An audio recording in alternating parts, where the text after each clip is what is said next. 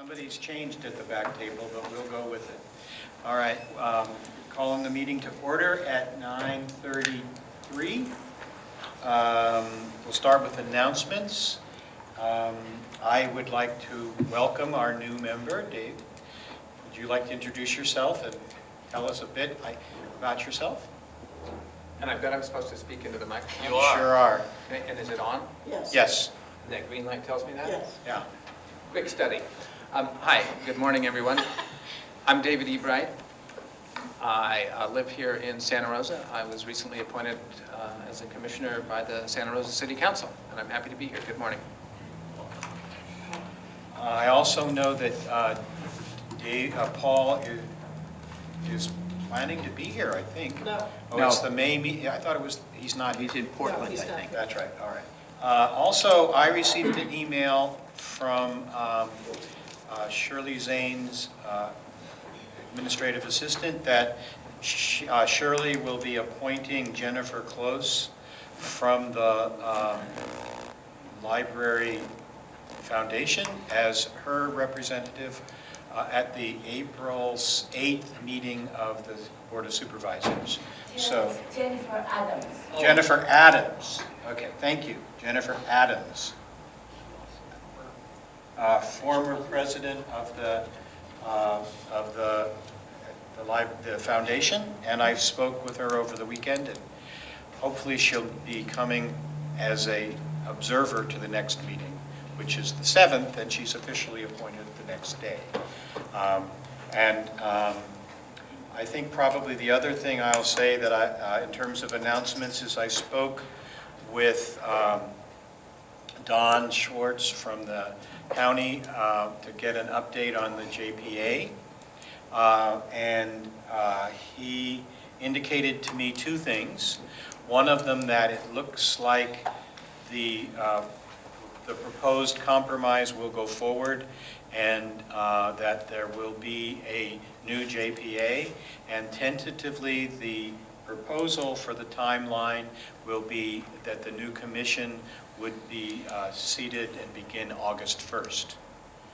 Gives enough time for the cities to okay the process and then make their selections. So just for people to understand what's going there. The other thing, I can wait probably till we have the report, but we have selected 4 finalists for the director's position, and the latest word I had from the search firm is that all of them have agreed to go forward, and so we'll begin the interview process with them on the 3rd and 4th of April. And their names will become public at the end of this week. They're getting some time to be able to notify their people that this may be happening or is in the works. I think that's all that I have in announcements. Does anybody else have announcements? No. Any public appearance or comments? No, there being none, let's proceed with the agenda. Budget discussion, the new chart of accounts. Okay, I've got 2 papers here.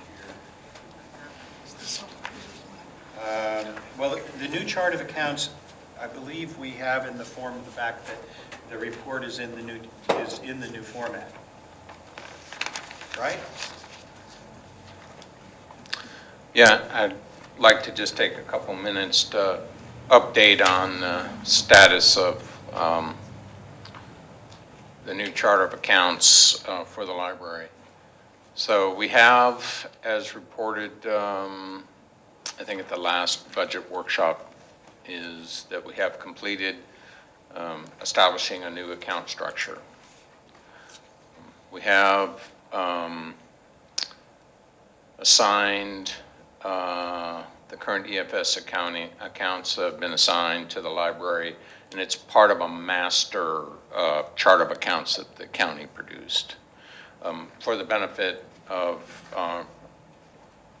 our new commissioner, the library uses the County of Sonoma's financial system. and they are converting to a new PeopleSoft system July 1.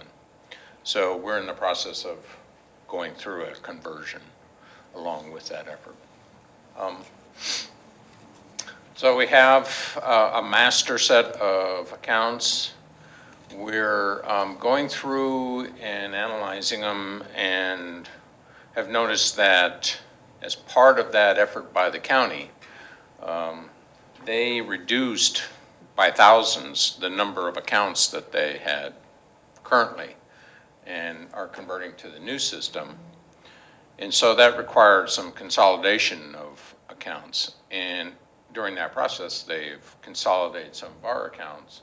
And we're working with the county in identifying those accounts and saying those accounts that, yeah, okay, that's fine, and those accounts that, no, that doesn't meet our interest. And in the case where it doesn't meet our interest, there are other accounts available, or they've left space in the chart of accounts to create some. So that's where we are right now, actually, is identifying those accounts that need to be either reassigned or another account be created. And then we'll coordinate with the implementation team to get all that, the new accounts set up, and concurrently with that, getting the accounts straightened out is reviewing the descriptions, the account descriptions that we have. And, we're talking hundreds of accounts.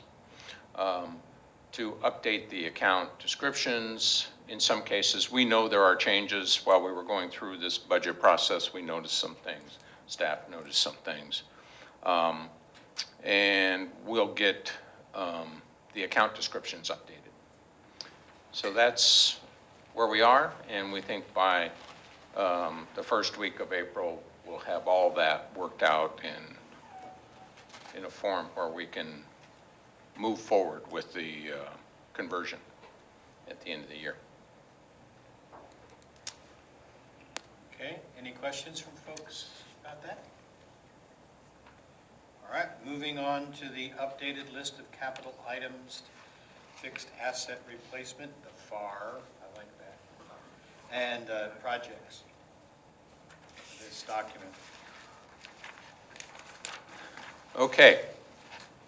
Again, and as we go through the budget, this current workshop, we'll be making reference to things that we discussed in the prior budget workshop in February, the end of February, February 24th. So on this schedule, I think the things to point out, I'll focus on what's changed. So if you look at the first item, the Central Library sprinkler replacement, to refresh people's memory, there was $1 there before, just as a placeholder, until we got some bids, or not bids, but some estimates on what it would cost to replace all the sprinklers in the basement, since we did have a malfunction, and when one malfunctions, it's trying to tell you that the one next to it is just as old as the one that malfunctioned. And we did get some estimates. We think it'll cost $10,000 to replace all the sprinklers down there. That will be offset by the digital branch was originally $70,000 estimate. And after taking a look at it, it's felt that we can come down to 60. And we do have some experience with a current digital branch that have been working on. So there's those two items. And then if you drop down to the Cloverdale carpet and shelf seismic,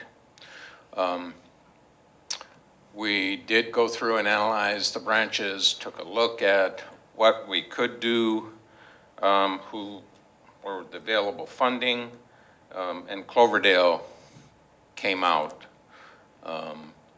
as the branch that we should start really the focus is the seismic program of the shelves, is securing them in the branches. And once you go to that effort, it would behoove the library to recarpet as well. Because once you take everything out, well, maximize your effort. And so Cloverdale is the one that staff is recommending for the carpet and seismic effort. I believe that those are the only changes from what you reviewed from the first budget workshop, and it comes down to $335,500. I do want to, as we proceed in the presentation of the budget, the Cloverdale carpet and seismic project will be paid from special revenue funds that'll be transferred into the general fund for the $100,000. And that, I think, is it on the capital. I have two questions. One of them is maybe outside the scope of the document, but about how long will the carpeting and shelving take, and do we have to have a contingency for a temporary library? Are they, I mean, is it a month? Is it a week? Is it In my experience, these projects have lasted anywhere from a long weekend to a week, but I wouldn't anticipate that we would need to move to temporary quarters to accommodate the project. all right? But we will need to close But we will need to close. the library. And just remind me, what is SNAP? SNAP stands for Solano, Napa, and Partners, which is the Okay, consortium that's over right. yonder. And so that's going to, So there is a indicator that there may be a partnership opportunity with them in terms of our integrated library system in the future, instead of continuing to go forward as we have with Mendocino and Lake as our partners, our only partners. We might have an opportunity to join a consortium that's broader and offers a wider range of materials to our patrons. and it's not inexpensive.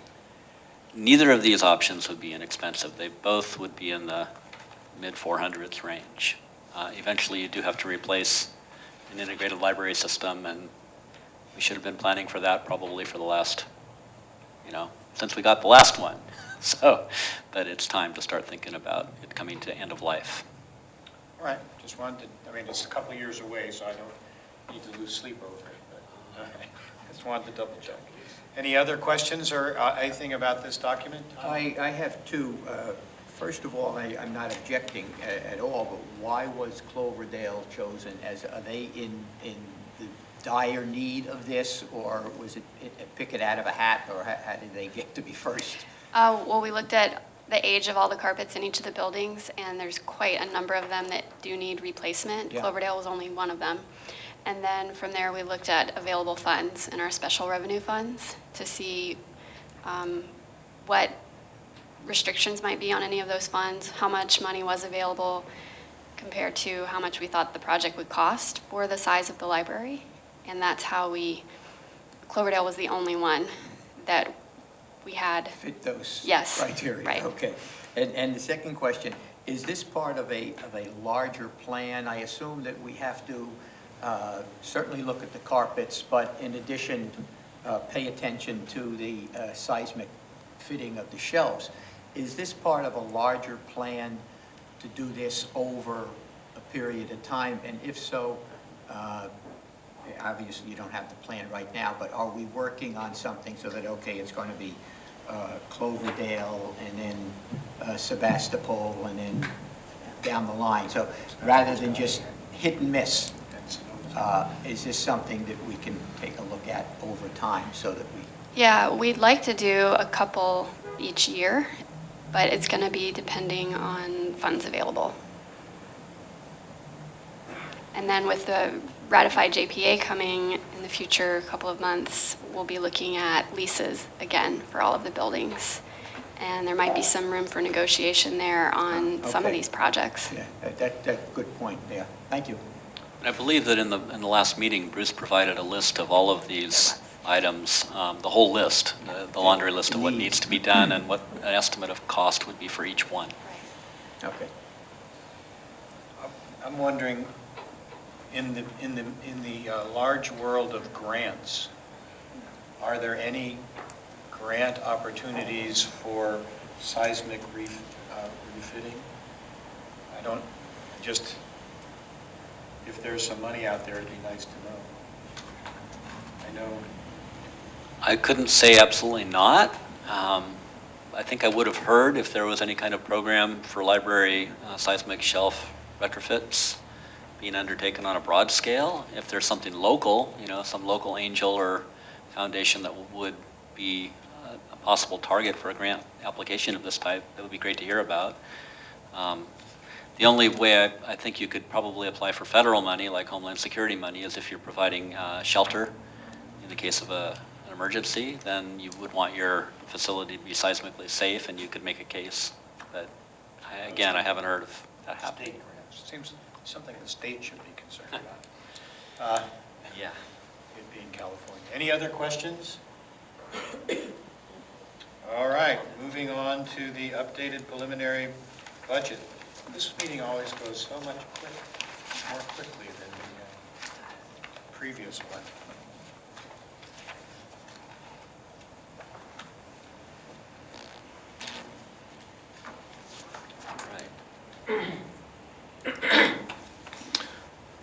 So I'd like to review the process quickly again. One, it was a collaborative process. We involved a lot of the library staff up and down the organization. Actually, in the last week, 2 weeks, there was interaction with lab groups and friends groups, and we'll talk about that when we get to the special revenue section of the presentation. It takes extra time, it takes extra effort, but I think you get a better product at the end of the line. We reviewed all the accounts in going through the budget development. Some of that just by using a new process to develop this year's budget or next year's budget. Some of it having an interim CFO who needed to come up to speed, just a little byproduct of me learning what these accounts were and how it's set up. And I'm still learning. We developed the 2014-15 with a new account structure in mind. And one of the things that did for the library is it added additional levels for budget control.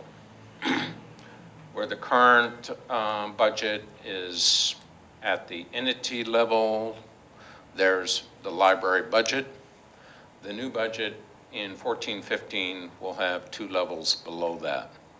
So you'll have departments and you'll have sections broken out, and they'll have budgets relating to those organizational components of the library, and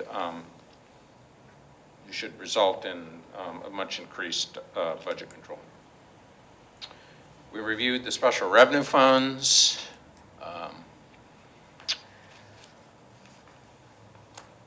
Fairly extensively. We need, when we move forward, we'll see we're transferring some special revenue funds to balance the operating budget, and we'll talk about that when we get into that section. And then we developed the 5-year financial projection, and again, we'll see that as time goes along. Here.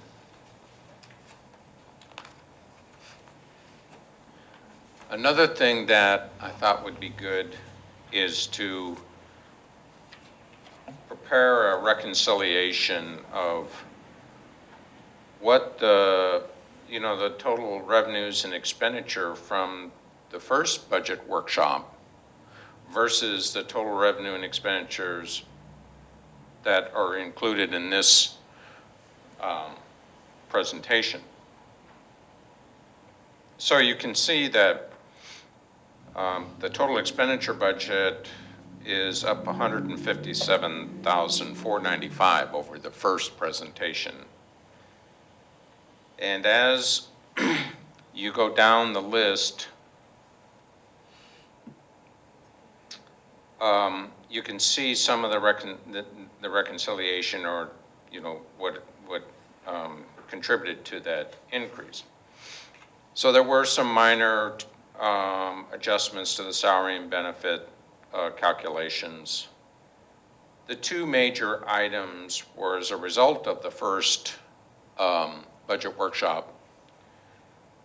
We added 100,000 as a contribution to the OPEB for 14-15, and to that would be in addition to, there's 500,000 that has in the current year budget for OPEB. And then there's the 100,000 of the carpet and seismic project that we just talked about, that's in the general fund. The others are fairly minor adjustments. We get down based on current use of utilities or our current utility charges. We felt that what was proposed in the first workshop was a little heavy, and so we reduced that. And there is a 15,000 reduction to the books and materials budget, so which reconciles 157,495. When we go down to the revenue side, we see that the total revenue number one was 15,673,184, and there's a difference of about 555,000. And that's made up of 19.5 reduction to the grant revenues.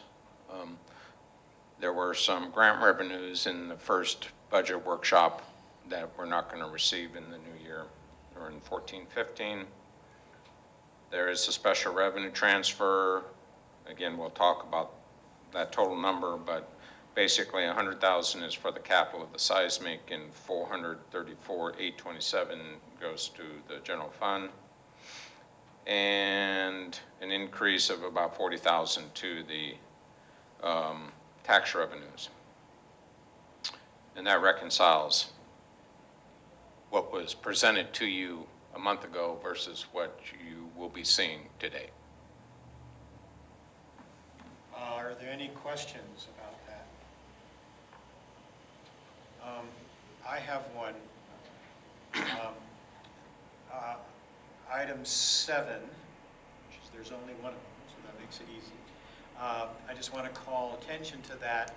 Essentially, that would be a $15,000 reduction in our already limited materials budget.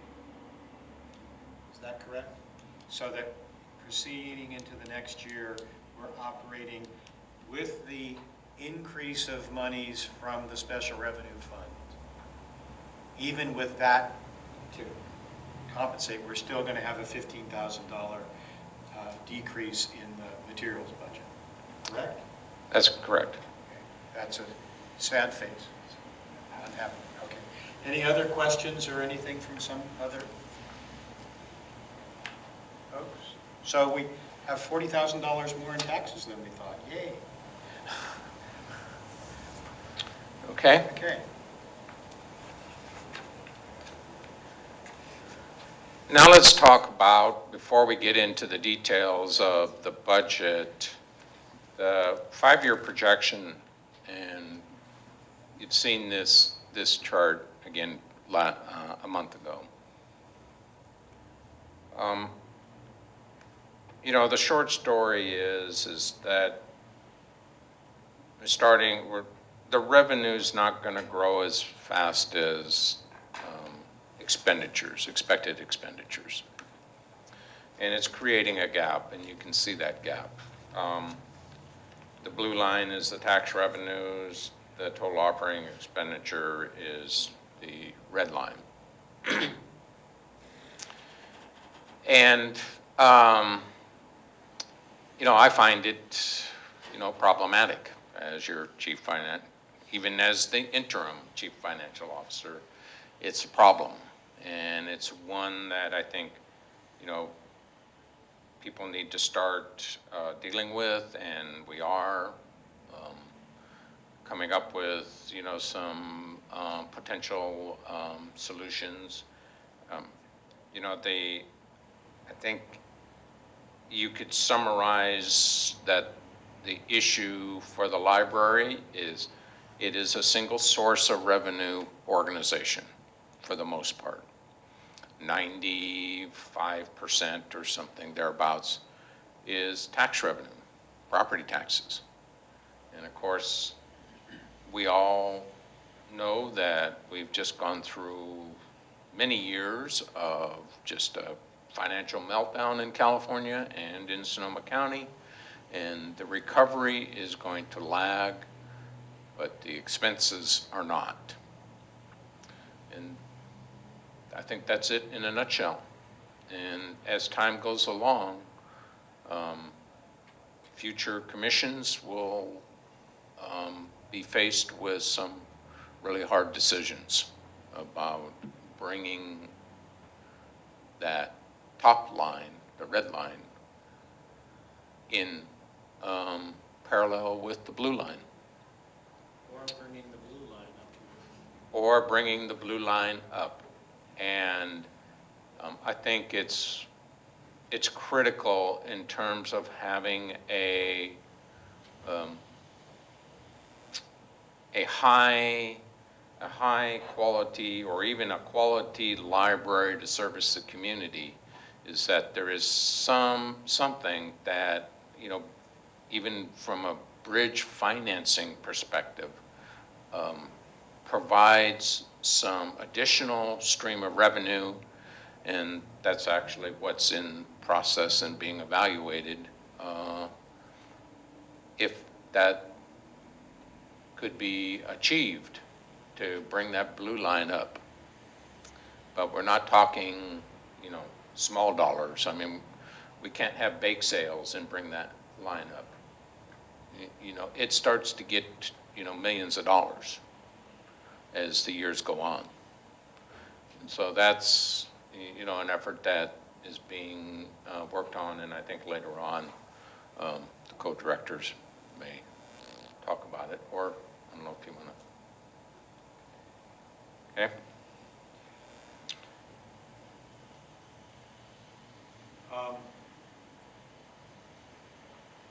Are there any comments about this? I have a couple of questions. One of them is, one's a statement. This is, to my knowledge, the first year we've had this kind of thing, where we've had this projection. And as I've been talking to some people about it, I will just say that I find myself, happy is the wrong word, it's nice to have a heads up that instead of like it happened, I don't know whether there could have been a heads up in 2008, but it feels like by having a 5-year projection, we have 5 years, although things start getting bad fairly quickly anyway. But it's nice to know that, and that the commission then and staff and people can begin to deal with the reality of what's coming. So it's nice to have that projection.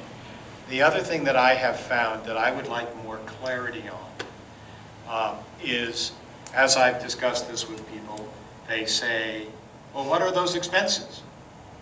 And the answers that I've gotten so far have been the OPEB and CalPERS are the big issues. Are those the two that are really increasing the expenses? Or if we could have a delineation of what makes that red line jaggedly go up, in your thinking, I would appreciate that. Because I think, especially if we go to a tax election, that it's going to be crucial that we can articulate how come we project these increases. Because everybody is saying, well, the taxes are, housing are going up, what, So, that's my question. Yeah. One of the drivers is, the retirement, the CalPERS. What I find interesting about that situation is, and there's no shortage of news articles about the retirement costs for various agencies, is the burden that you see other agencies with the CalPERS retirement. You can attribute a high percentage of it to the fact that they upgraded to a more generous benefit. Back in around 2003, 4, and 5, there were these upgrades that became available, and people had surpluses, and they did. And then all of a sudden, they didn't have surpluses anymore, and they found themselves, with a problem. The library did not upgrade. And that's a significant point, as I think when we move forward with this, is that we're not trying to solve a problem that was created back in 2003 because the library decided to give upgraded benefits. No. The library maintained its benefit level. It is still becoming a driver in increased cost. And it's just some normal things going on. One, the main driver will be PERS realized that people are living longer. They're going to change the mortality table. When you add, and it seems somewhat minor, when you add 2 years to a mortality table, it adds a lot of cost to the unfunded or the actuarial accrued liability for the future. So that's one of the big drivers. But when you talk about retirement costs, immediately people start thinking about all the articles they've heard. Oh, well, if you hadn't given those increased benefits. Well, the library didn't. The other things are going to be just medical costs, normal benefits, cost of medical, normal, I think, costs of supplies, etc., are going to increase faster than the property tax is being estimated to increase. And so we will develop, kind of identify what the driving force is as we move forward here in trying to solve the problem or bring the blue line up. But yeah, that's a good. We're going to be asked to articulate it. Yes. And the more information I have, the better I can articulate. Thank you. Okay. Just a little bit more. It's one thing to say, well, the revenues are not keeping up with expenditures. Well, how do you deal with that?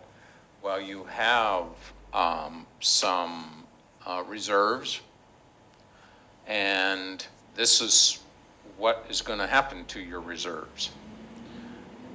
If we just went along.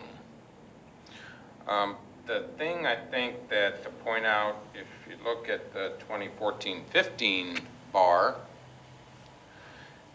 is it stays somewhat the same as 13-14. And that was the reason for transferring special revenue, or is the reason for transferring special revenues to balance the budget for 14-15, is it buys some time before things start to get serious. And I think that's important for a couple reasons. One, it's always nice to have a little more time when you're solving a problem. And two is that you won't have to start taking action that could have adverse impacts and then find out 6 months from now, 7 months from now, that maybe a additional revenue stream will be coming available, and now you've implemented some cuts in service that really didn't need to happen. So with the transfer of the special revenue funds, the bar stays the same as 13-14. If we didn't, it would be $400 and some thousand lower. And all those bars would be lower. And it would start your, kind of the call to action sooner.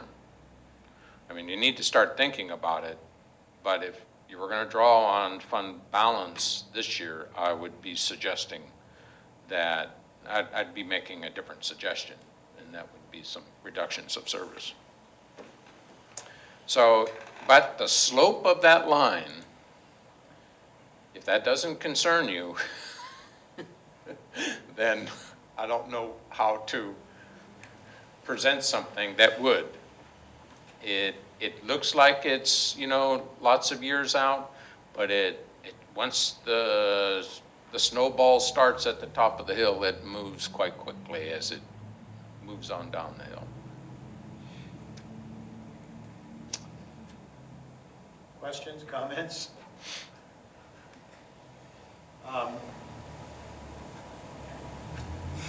For me, as I seem to be pushing this meeting at some point, is that what's the crucial issue is being able to articulate this to the public, to the staff, to everyone.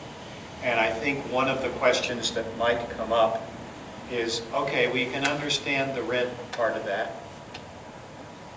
What is the blue? Who cares if that goes down? That's the fund balance is, the stabilization fund is what matters there. The rest of that stuff is, so who cares if we spend it? And it's important that we be able to articulate what that blue part represents: capital improvement, capital maintenance. And so that's, what I'm trying to do here is articulate what we will be saying as we're trying to present to people why this is important, why this matters. Fund balances are always an interesting thing. I remember that from my teaching days, is that, well, just spend the fund balance. What's it there for? And so we need to be able to articulate what it's there for. Okay. And also, I point out it's not entirely up to us to do with it as we wish. There are certain rules and regulations which are imposed upon us that we must do this and we can't do that. We can't just say, oh, we'll just keep spending it, because you have, OPEB, or what's the name of the organization that requires? GASB. GASB, okay. GASB. General Those Accounting GASB Standard. folks, they require certain things of us, and it's not entirely up to us to do with it as we wish. Right, and then we also have a fund balance policy, et cetera. But I think that it's important that we become informed in clear language about what all that means and what that diminishing snowball means. So Bruce didn't draw this chart out to its logical conclusion, but I think you could pretty easily see that if you went to 1920 and 2021, there would be no further stabilization balance. There would be nothing. So the library would not have any operating funds left. I mean, we'd be flat broke. So to me, I kind of wish it was drawn out, showing, well, here's the arrow. It's, it's like a Roadrunner cartoon, So it's just a logical conclusion. interesting to me is that if the balance, I mean, if the budget goes down, then the stabilization balance, I mean, actually might require a lower amount because it's mandated at a certain percentage of your operating budget. So if you diminish your operating, I mean, theoretically, you could have a stabilization balance of $2, but your operating budget would be $20 or whatever, so you wouldn't be able to do that much. Well, what you can see in the 2018-19 is you actually can't make your stabilization balance requirement. The 12.5% is 17-18. And so, as you can see, the stabilization balance grows in 16, 17, 17, 18, because it's a percentage of expenditures, 12.5% of expenditures. When you get to 18, 19, your expenditures were presumed to grow, but you just don't have enough, you won't have enough fund balance to fill the stabilization fund bucket. That's why that line is down. It shows that you're actually using in 18, 19 on this chart, you know, what is it, about $200,000 or $300,000 worth of your stabilization fund to subsidize operations.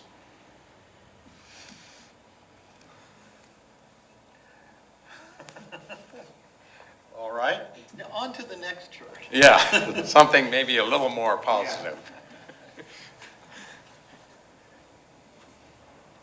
Okay, the draft budget. So this is a summary showing your operating revenue estimates, your interfund transfers, operating, etc. Dropping down to the capital expenditure, and you're seeing 14, 15 revenue over under expenses 0.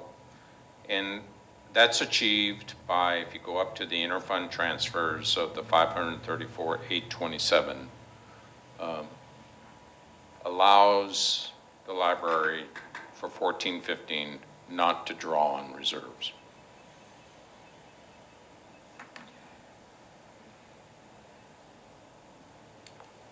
The 800, oops, you changed.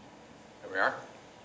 The 885,000 is that we are drawing on the, just to be clear, is that drawing on the reserves, or is that projected to draw on the reserves, or? You mean the 534,000? No, in 2013-14. 13, oh, okay, the 885, 895, that is the original budget. We think that when we built that when I put the 5-year projection together, for 13-14, we actually went out and made estimates of what we thought the year was going to end at. I didn't build it from the perspective of the budget. It appears that we're going to come in maybe half of that. So rather than saying you're going to have an 885,000 or 894 draw on reserves for 13-14, the current fiscal year, it's actually going to come in about half. But we wanted to show what your current budget is. Just for comparisons, it helps with the just making comparisons here, even though they're not exactly what's going to happen. It's on a budget basis. And so that definitive number will come in at the end of the fiscal year, we'll know. Yeah, when we close the books, June 30th, you know, September, that time frame, October, you'll have pretty much final numbers for the 13-14, and you'll know how that finished up the year.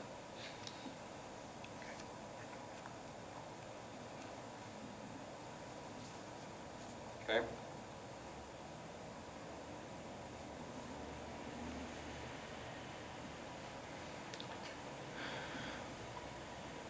So here is just a summary of the the revenue number, once again, I think the significance of this chart, it just shows how dependent the library is on taxes. And actually, in your intergovernmental revenues, that 238,000, about half of that is actually some form of taxes from property taxes. And so it just, again, the library is a single stream, you know, its source of revenues or resources is a single stream in its taxes. Is governmental revenues, where are we on redevelopment? Is that where that would come in? We get redevelopment? Yeah. No, the redevelopment will be up in the taxes line, I believe. There's a separate couple of lines up in the taxes, the 14.8. From this point forward, and actually we got a little bit of good news.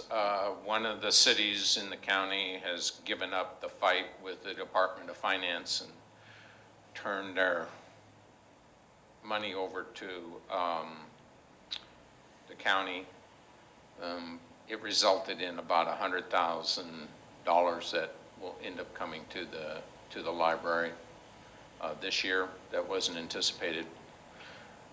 There are others that have redevelopment money that the Department of Finance, you know, they make this determination of whether you have an enforceable obligation or it's not. And they were pretty, shall we say, not inclined to pass out enforceable obligation determinations unless it was pretty much a contract for bonds, debt, or some kind of a loan from a financial institution. One of the big things that is being entered into with these lawsuits is whether if the redevelopment agency borrowed money from the city, is that an enforceable obligation? Department of Finance said no. Cities are on their way to the courtroom. That'll take a while to get resolved. And there's a lot of money at stake. And it's up and down the state. It's not just Sonoma County. If the Department of Finance prevails, or the state of California prevails, then we'll see more money coming from redevelopment. And probably a lot more than 100,000, because that was probably a relatively small amount than what people are fighting over. If the cities and the county prevail, then we won't see very much more coming in terms of redevelopment. So that's this big pool of money that is being litigated. Now you say, okay, well, what about all the other money and the impact of tax increment on the taxing agencies, which the library is? Redevelopment incurred debt, bond debt. And so they obligated that tax increment. Also, the tax increment financing for redevelopment is back-end loaded.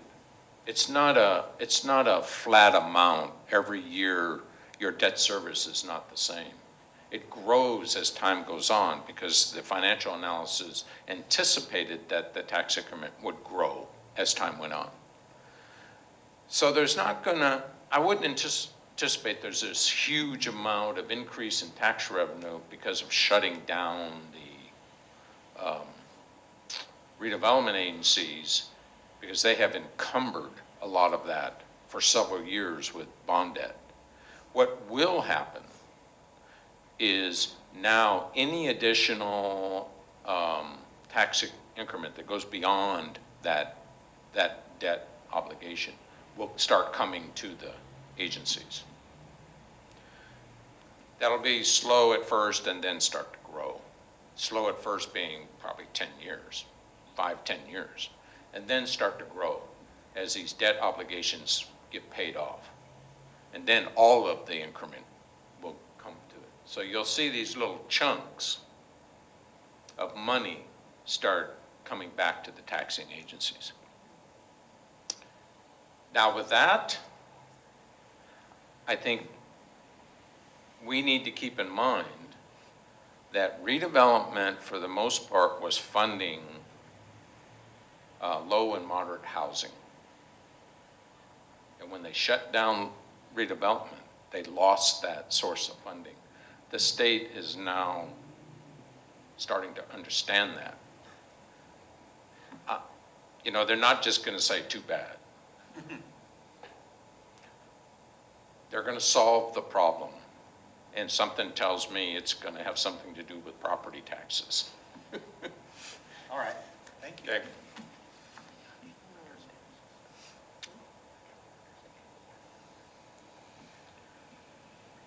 So here's your revenue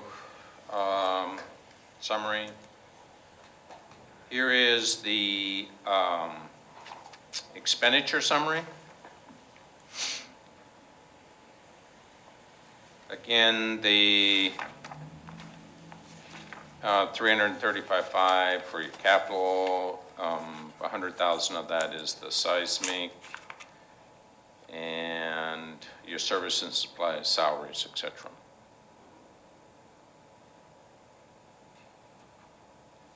Back to that one for a minute. Yes. Part of the reason that so many of these questions are coming from me today is our lab meeting. We had, you know, the lab meeting about the special funds. And it helped me understand the need to be able to articulate better. And so one of the things I think that's significant that I want to call attention to there is that in services and supplies, for the projected budget, there's $127,000 in cuts, basically from this year to next year. Now, I have no idea particularly where all of those are coming from, but when we're saying, when people are saying, you know, aren't you, you know, you need to cut, aren't you cutting? Well, we are. So I just wanted to call attention to that number. Forgive me for being so pushy today, folks. Well, no, I think it's good to, as we go through and to create some, I don't know, speaker's notes or just some details so people can articulate what's happening to the library from a factual basis. And, you know, this is just another one that, yeah, we are starting to cut things. And we'll, you know, get a little more detail on that.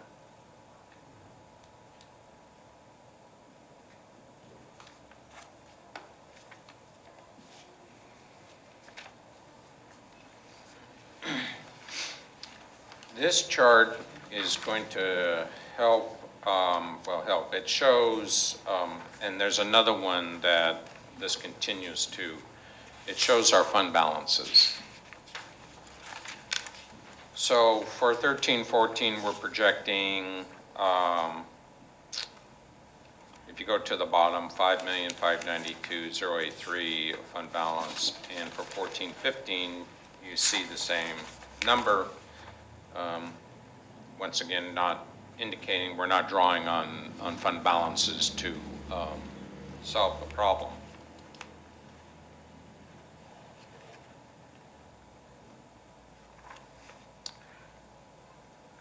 This sheet from what's in the packet has been updated. There was a little formula error right at the end, and it had the wrong amount down on the bottom right-hand corner. But you can see what money is in the respective fund balances. So we have a provision for the capital improvement fund, other post-employment benefits. And what that is starting to set aside money that will pay for retiree benefit costs in the future. Medical retiree benefit costs. Stabilization fund. Then you come down to your assigned balance. We have a little bit of capital asset maintenance fund in there that, you know, if we had anything of a capital nature that broke unanticipated, we would have some money that we could go to. And your unassigned fund balance. Again, that unassigned fund balance, if we didn't transfer the special revenue funds, that would be about half of the 850.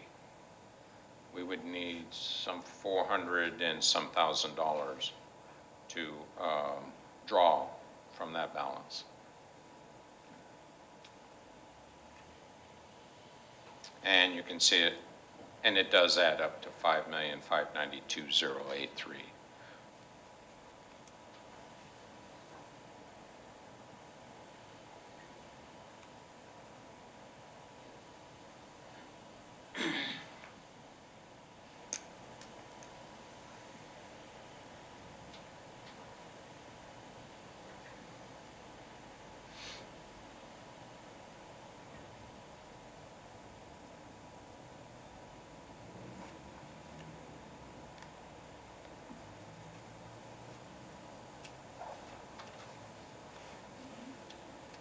Okay. Yeah. Any questions from anybody besides me? All right. And I think we probably should have done this right at the beginning, but the purpose for going through all of this at this stage of the agenda is that when we get later in the agenda with the resolutions and the approvals, that hopefully all the questions had been asked, and and we'll be able to move through that section fairly quickly. So it would take a little more time here, and the benefit of that, we'll pick it up at the end of the agenda.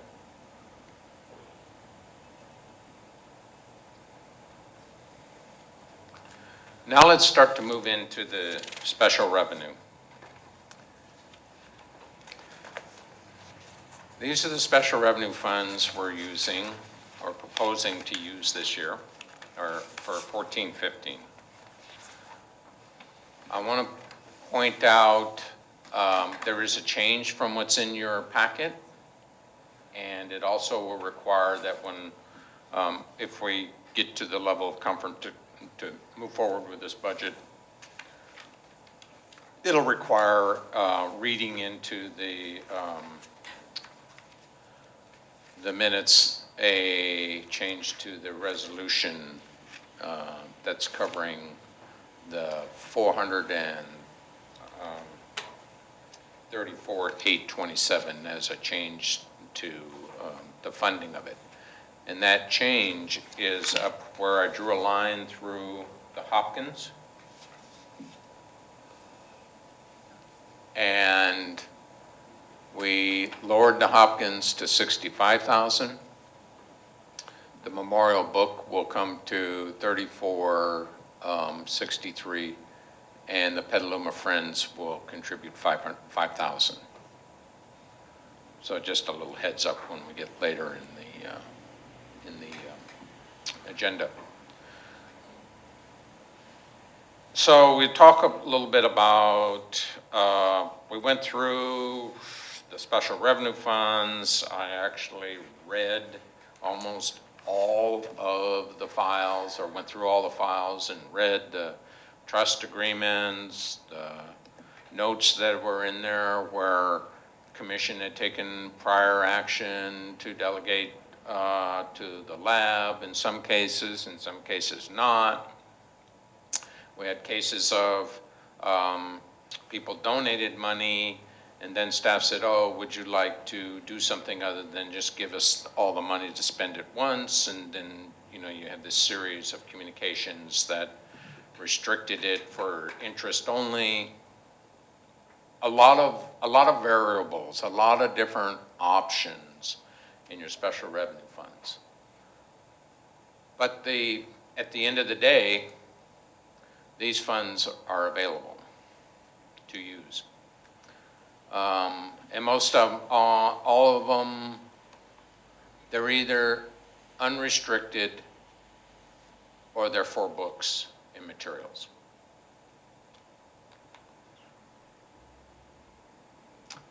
And so I broke it out into two sections. One is what's going to the general fund for the books and materials to help with the books and materials budget, which is just, basically a transfer to the general fund. And then the bottom section talks about the money that qualified for Cloverdale to fund the seismic and carpet project. We've also, the commitment is that to the extent that the books and materials budget in 14-15 is not completely spent, that proportion of special revenue money will go back to the special revenue funds. So it's not a case of just throwing the money into the general fund and forgetting about it. There will be a reconciling event at the end of the year, June 30, 2015. And, let's say the books and materials budget, had $100,000 left out of, I think it's about 1.6 million. About 1.6 million is your books and materials budget. So you have $100,000 left. Well, a proportional share of this special revenue fund money would go back to the respective special revenue funds. Any questions? Yeah, can you explain what the box is down at the bottom? It looks like this, so for the account number 695-122, I see it up above as there's a bunch of different places. Oh, okay. There is,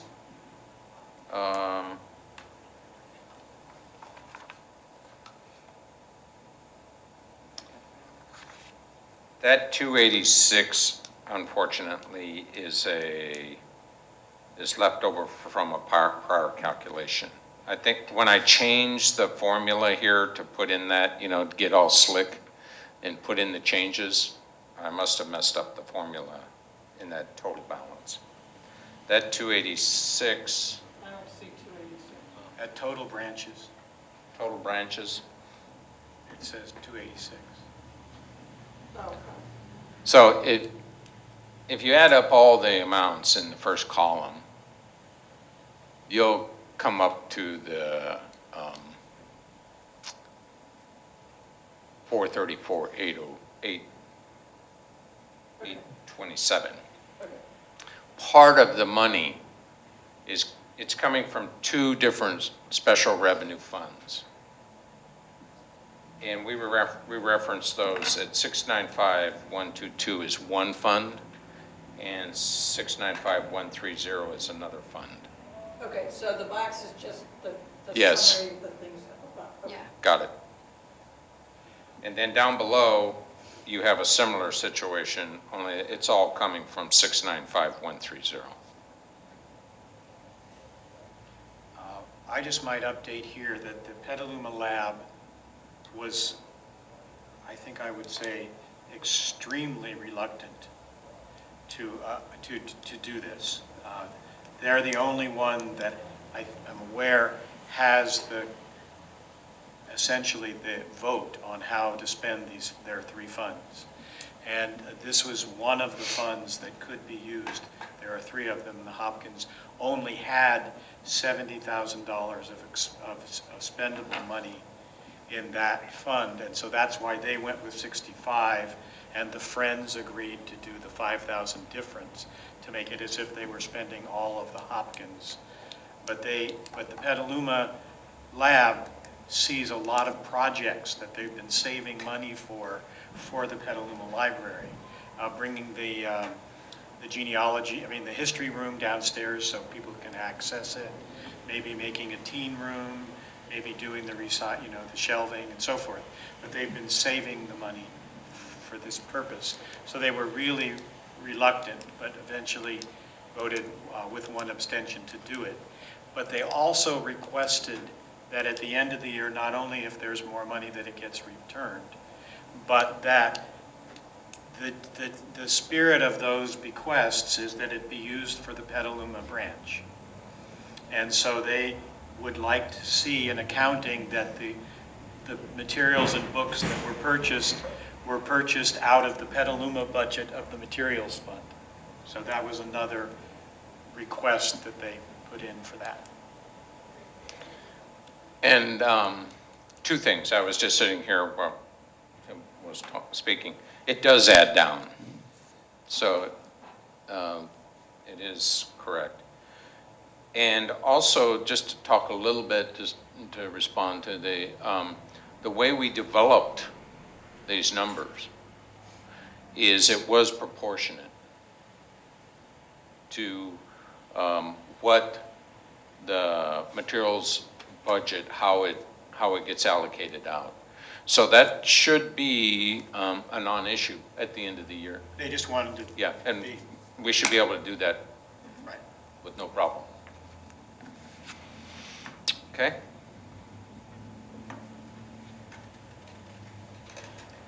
And they were also, I might add, significantly concerned about this not being a precedent.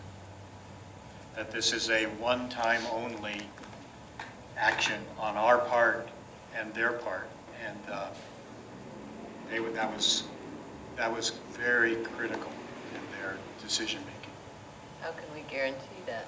Well, I think the way they decided to have it guaranteed was that they continue to have the right to vote on it, and were it to come back to them in another year, that lab tends to have a long memory, and I think that they would say no, basically. That's what I suspect would happen.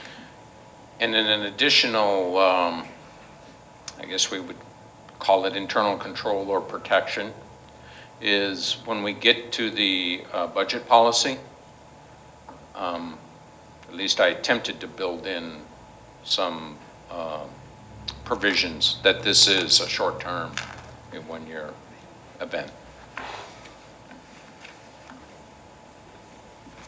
Okay? Other questions or comments about this?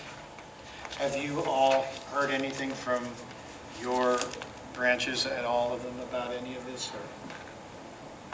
Okay.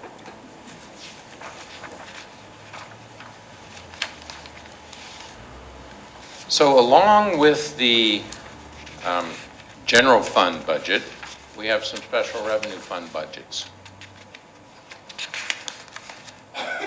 And so this is one of them where you can see the transfer.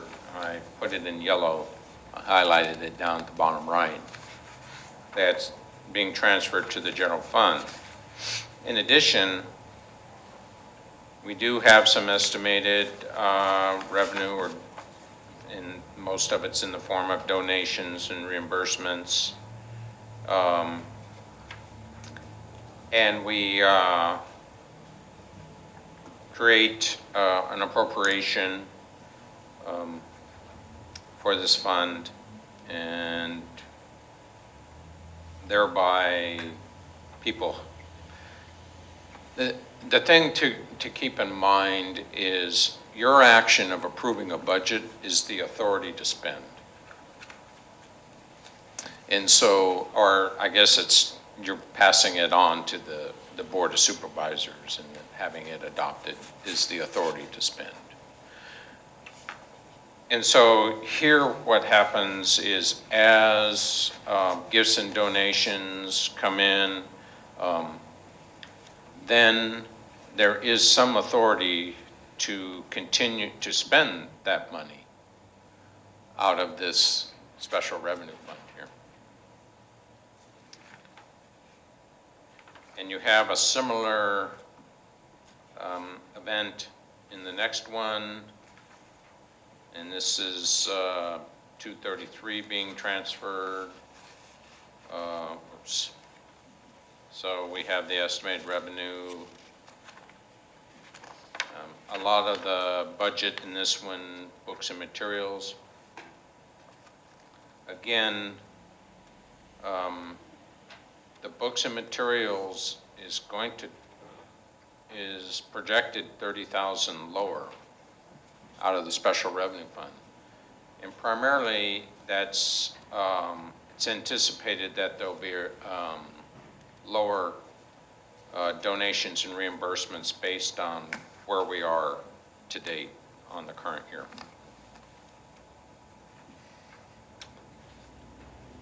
This is just a single item fund for the Cromwell bequest. And then we have the wine library for funds that are coming into the wine library and some estimated expenditures.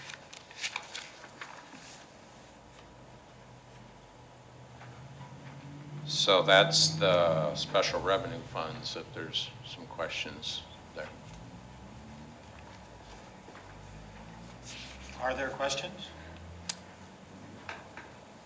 Okay. All right. The next one is a position allocation list, and I'll let Patrick.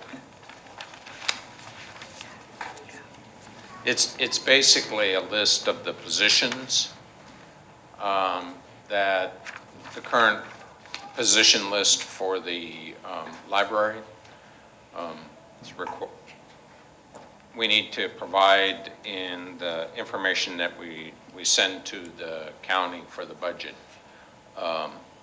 some totals.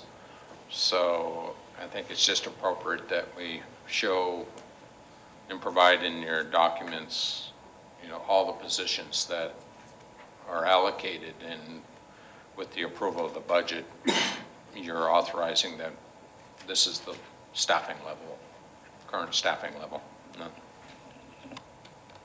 I guess the other thing I would point out is those FTEs also include positions that are unfilled and unfunded, of which we have, a little more than 6 FTEs, which would represent the early retirements that happened back at the end of 2009. So again, it reflects current staffing levels plus any current vacancies plus any unfilled, unfunded positions. I recollect that we talked about, or it was recommended that some positions that were unfilled and unfunded would be removed. Is that correct? From the org chart. From the org Yeah. chart, I believe there was only one that we removed, and that was Community Services Manager. So. And we've lost 8/10 of a person?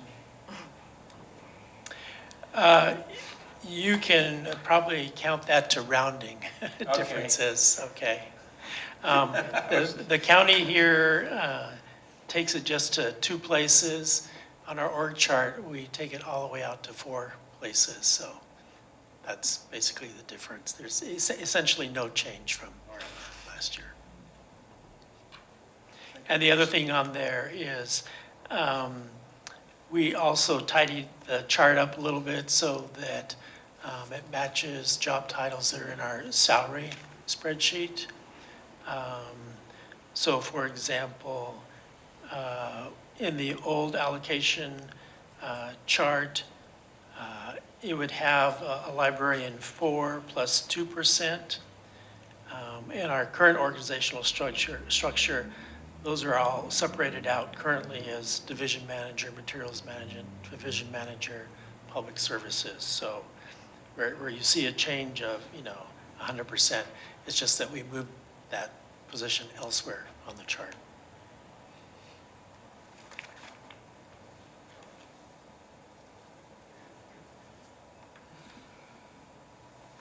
Any questions beside? Thank you, Patrick. One thing, before we move to the next agenda item, I wanted to point out that, and Patrick just reminded me, it includes unfunded, unfilled positions. It's a requirement by the county that we actually put in budget money for those positions. But if you go to the document in your handout, it's 4.3.1.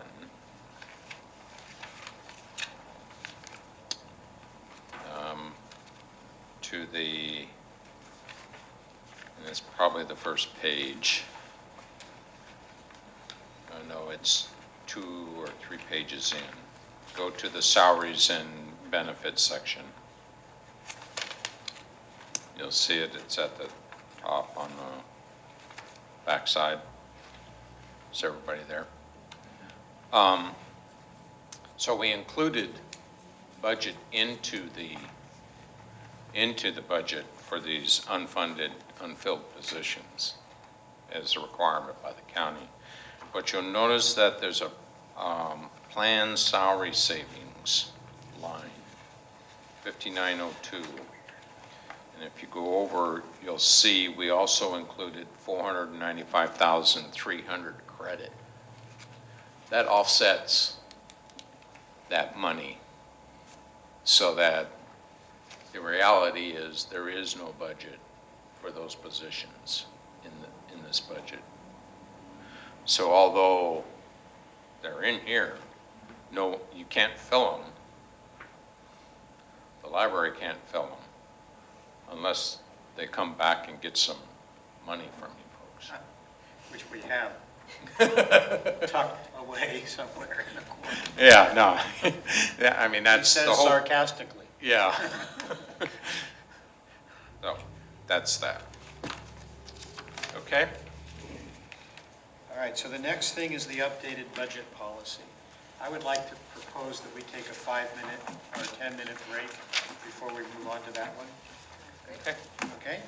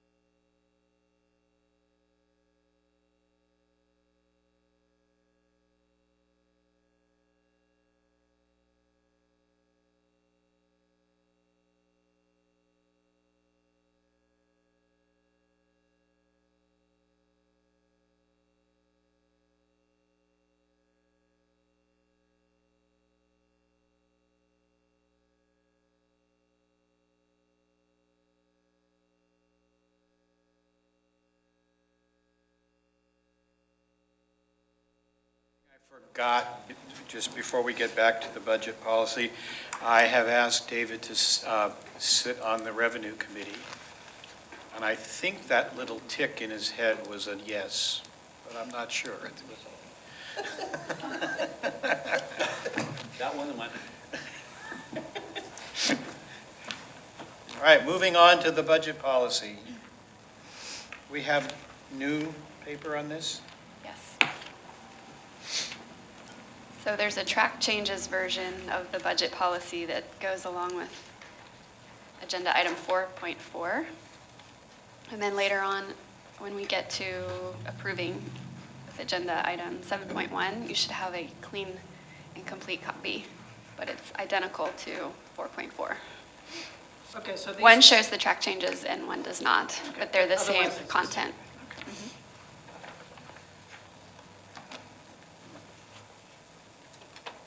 Okay.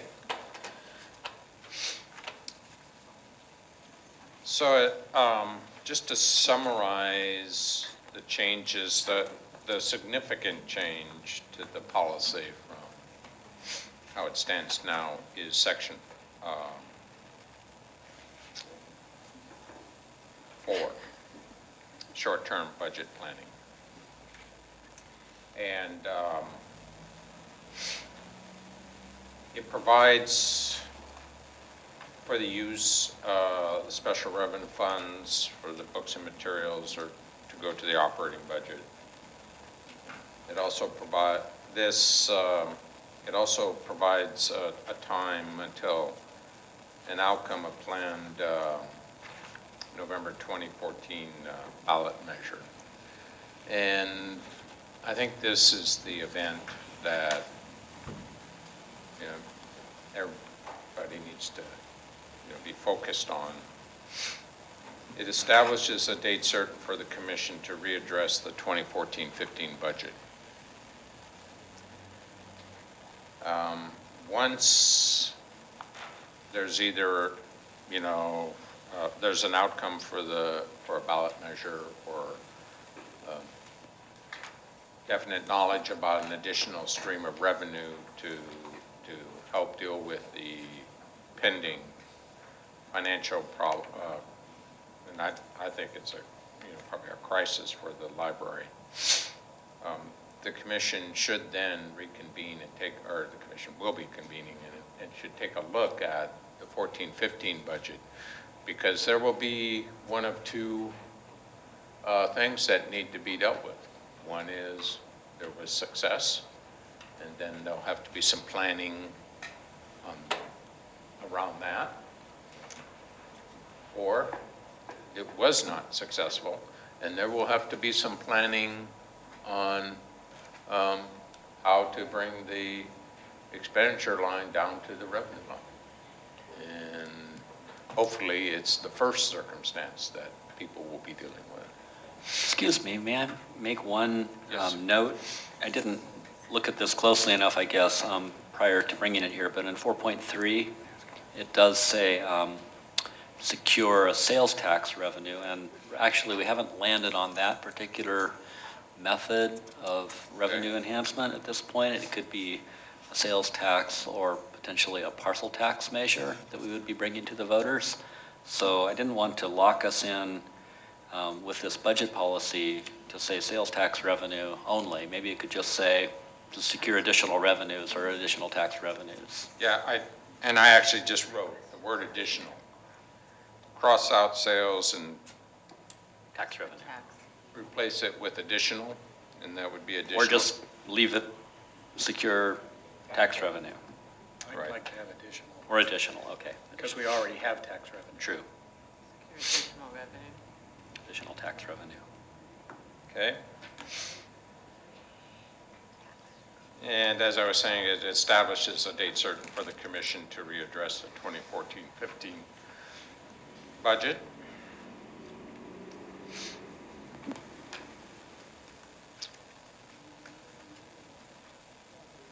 Section 5 talks under the long-range budget planning, and that section is currently in there. It just talked about having a 5-year budget projection, and also to begin transitioning to operating revenues and pay for operating expenditures. Section 6 just talked a little bit about the property tax, and the narrative addresses the library's current and future financial challenges of only having a single major revenue stream.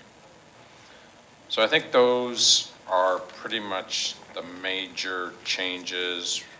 We put in some statistics and did some wordsmithing, but that should pretty much cover the changes from the prior or the current policy. And if there's any questions. Are there any questions?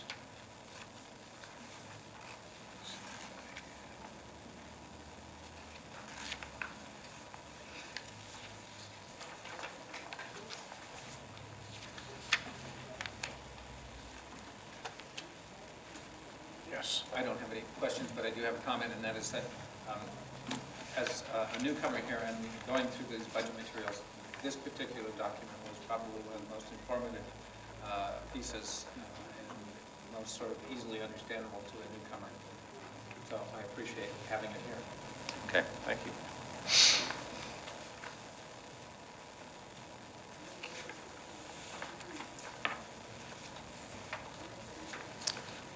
Okay, all right, moving on.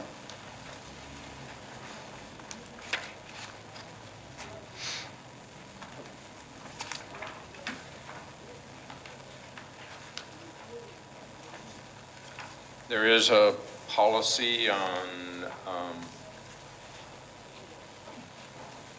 other post-employment benefits.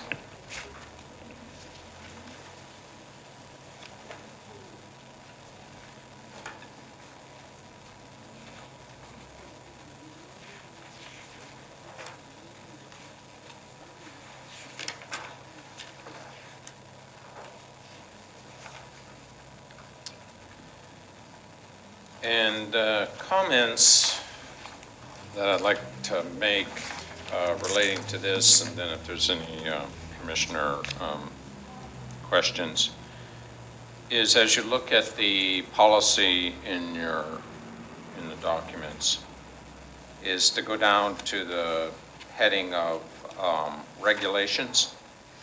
And I just stepped through each one of them and have a short comment about each item.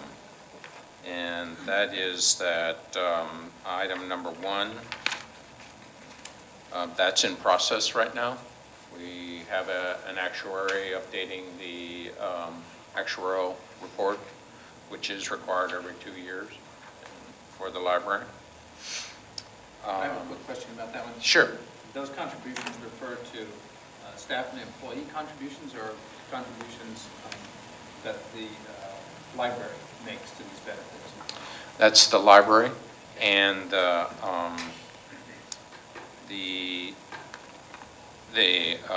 actuarial report, what it's doing is saying that the library has multiple, what's referred to as tiers of benefits. So we have a group of employees that have one tier of benefits upon retirement. The most recent MOU that was adopted for this year has reduced that. And so now there's another tier of benefits that for people that are hired currently that will be receiving.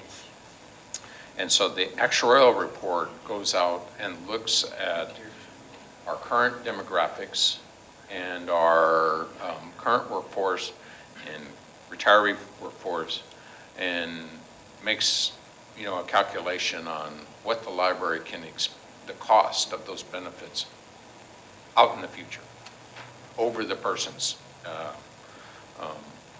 average lifespan. And that then becomes this, for the library, an unfunded actuarial accrued liability. And so that's what's in process right now, is an updating of that report. And we have 3 tiers. Yes. Right.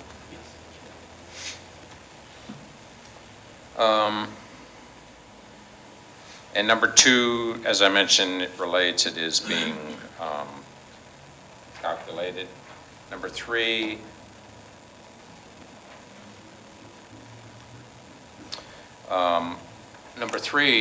the comment there is that the most recent MOU made modifications and reduced the amount of benefit that the current new employees would be enjoying upon retirement.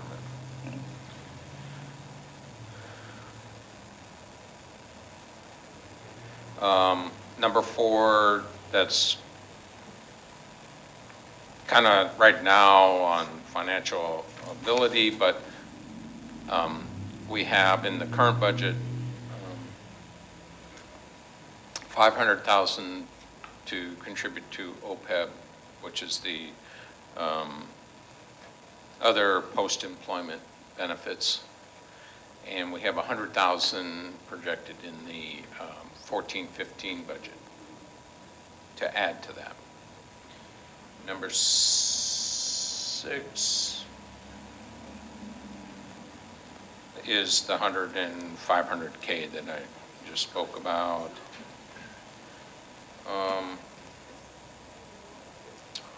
In number 6,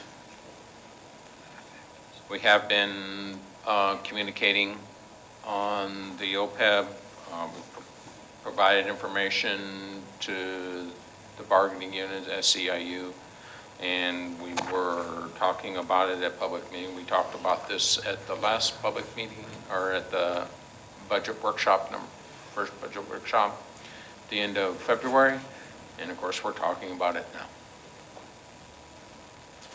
And let me see, what are the current ADC? I mean, the upcoming ADC will be based on the new tier calculations, correct? The new tier won't be impacting our ADC because we don't have very many people, Okay. currently in that tier. As a matter of fact, we didn't have anybody in that tier as of, I think we picked July 1 of 2014. So as time goes on, So the next one, the next one will start to have that new tier in it. so the results that we get this time will not really reflect what we negotiated last contract yet. Well, those only apply to new hires anyway. I know, but the effect of the push to negotiate that was to have that effect, but I know it only applies to new hires. But we've got 2 new hires coming right down the pike. Yes. So, Yeah. Okay. So that's the policy, and if there's any comments. So we'd be bringing this policy back April 7th for adoption. Does the commission want to see any changes? speak now.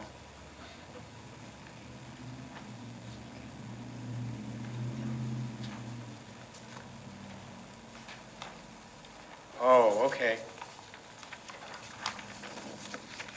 Okay. So far, my impression has been that we've basically been having a presentation of information. But starting with the updated budget policy and the policy, this particular policy, I believe I have forgotten to ask if there's been public comment. So I'd like to step back for a minute for the updated budget policy and see if there is any public comment on that. And then, if not, if there is any public comment on this particular policy. And so I'm looking right at the one member of public since, Yes, hi, Kirsten Merrihew. And I did have one comment on the budget, just on matters that I don't see specifically in it, and that is the phone system. Just recently, there was a problem with the phone system, I guess universally throughout the library system. When I came into one of the branches, they were down, and someone told me that there was no way to communicate between library branches or for anybody to call in. So the suggestion is to see about whether a new phone system might be necessary, or if they can get bids, or if there's something that can better serve the library than what we currently have. So if that isn't in the budget in some manner, it would perhaps be something to think about putting in there. Thank you. Okay, now we're moving on to 4.6, is that where we are? Okay, 4.6, format and frequency of progress reports on the goals and objectives. This, I believe, for a little background, is a reformed focus and finish kind of perspective and a proposal. David, a little background. Previously, we've had an operating system called Focus and Finish, a way of looking at our goals for the year. And originally, we were having like monthly reports on how things were progressing. And now there's a proposal to change that, and this is what we're dealing with here. The commission has had mixed opinions about the value of monthly versus other reporting systems. So this is the proposal for how it should happen. Now's your time to. Just so it's clear, there would still be a monthly report on progress for goals. It's just that we would not report on every goal every month. We would provide a more detailed report, sort of formatted based on the current quarterly reports that we've been providing, which indicate achievements towards the goal and milestones upcoming and potential obstacles for each goal as we go through the year. So since there are 10 regularly scheduled commission meetings and there are 5 overarching goal sets, we thought it would be logical to bring each of those goal sets twice during the course of the year and report on each of those goals. It would go across the whole organization. We'd still have a variety of reporting managers, but it would not be each goal or each objective, whatever you want to call those items from Focus and Finish, being reported on every meeting. Rather, that would be a more detailed report as we go through the year. I think it certainly sounds like something we should consider and try. I would hope this wouldn't preclude if one of the commissioners had a particular question about some project that they couldn't get a summary from whoever's responsible for it. That would make sense, yeah. If there was something that you saw going sideways over the course of the year, you could certainly call for that to be on the agenda at any point, just as you can now. And what about just like a general question, or how's the phone service going? Yeah, I think in the course of a general management update, what we would do then is turn to the person in the room and say, hey, how's the phone system going? And that person would jump up and report. I also might add that we may decide this, but I want us to be aware that there may be a whole different group of people in the room in a few months, and they may have a different requirement or request. So It's not set in stone. okay. Anybody else have comments? Questions?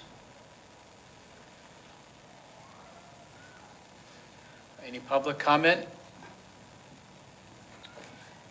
Okay. This one item on the agenda is like. Okay, final one. In item 4, 4.7. Process of seeking other post-employment benefits trust administrator. I believe the ball is back in your court. Thank you. I wanted to just take a minute.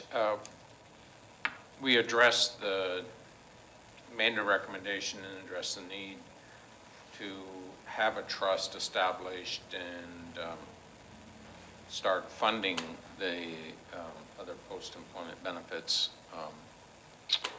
unfunded liability at the February meeting. The result of that was commission concurred and for staff to just, come back with a recommendation. While I've been doing some background checking, it continues to be at least evident to me that there's two major players that provide this service in California, and it would be very, I guess, tempting for staff to just call each firm in, do an interview, pick one, and bring it back to the commission and move on. The more I think about this is that I think we need to formalize it a little more. It's a long-term obligation. There's going to be a lot of money in the hands of library's money in the hands of someone else. And I think that it requires that we go through a more formalized process, issuing a request for information or a request for a proposal, and having a documented process that we went through before we come back and pick somebody. That will take a little bit longer, but I think that in the long run, the library, it would be best served to take our time and do it right, so to speak. The old adage about there's never time to do it right the first time, but there's always time to do it over. Maybe we can try and avoid that.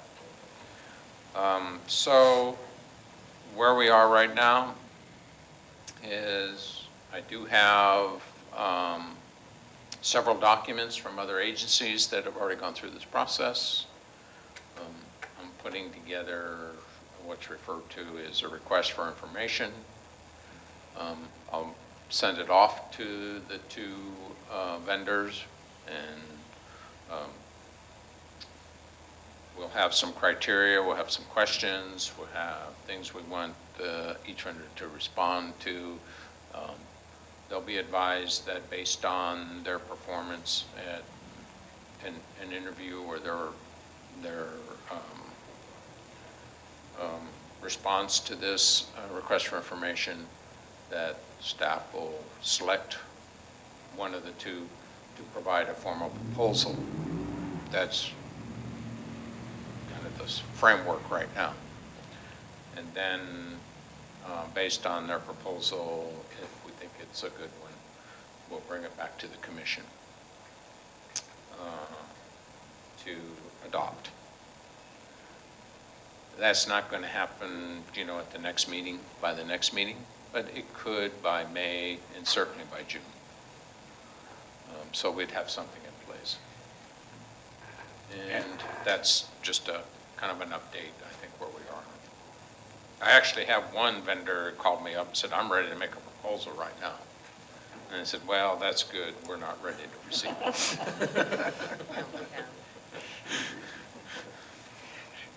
And the new CFO knows that this is on his plate already. If not, he will know soon. So we have a trust has been established. No. We don't have a formal trust. have a formal We trust, don't. okay. You've taken the necessary action to reserve Okay. some of your fund balances. So from that perspective, what the trust does is it protects those funds to only be used to pay the OPEB costs. And that's what the the accounting community, et cetera, that's what they're looking for, is that there is some substance to the statement that this money is for OPEB. I was just wondering, there is no $500,000 sitting somewhere that nobody's paying attention to, obviously. No, it's sitting in our general fund That's as right. a budgeted item. Sure. And a piece of that picture will include, I would imagine that we'll have pay-as-you-go, kind of a combination until that fund can pay for the amount needed. Yes, I don't foresee, well, right now, you have this combination of pay-as-you-go and some of the annual contribution required to fully fund.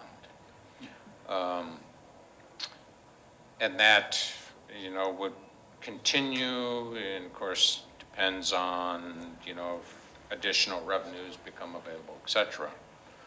But the one thing that is, will help on the unfunded liability is that if you have a trust and you have money invested in an administrator, you will have options in terms of investments. And there's usually about 3 different options, from conservative to, shall we say, less conservative. By having more interest earnings, because right now we're earning about 1/10 or 0.2% in the county pool. It's a By shallow having- pool. Yeah. Well, even under the conservative options, you'll do better than that. And that'll help with your actuarial reports in terms of the unfunded liability. I think my question is that the trust is being established to be drawn upon at some point. But my question is that, or assumption is that we're not starting to draw on that tomorrow, that we're basically putting this away for somewhere down the line, and until it's reached a significant amount of money, or we need to, or are able to, it's essentially savings for the distant future, not for the for the foreseeable close future. Am I understanding that correctly? That's exactly correct. The current pay-as-you-go is manageable, the amount. What happens as time goes on, that line starts going exponential. Yeah, that's the iceberg, right? Yeah. And so, you would be putting this money away for 5, 10 years down the road, that then you can start drawing on it to help manage the payments. So in essence, we then have essentially 2 OPEB payments that are happening. One of them is paying towards the future into the trust fund, and the other is paying the current requirement for the current retirees. Yes. Okay, just wanted to be sure that's clear. May I interject? Oh, please. One small item, not small actually. It came to our attention just during the course of this conversation that we had not made a general announcement yet about the new CFO. Right. And we had been waiting on final confirmation for background checks and so on, but apparently we are good to go. I just asked Patrick and we can reveal the name. Ken Neiman will be our new Chief Financial Officer. He will begin on May 19th.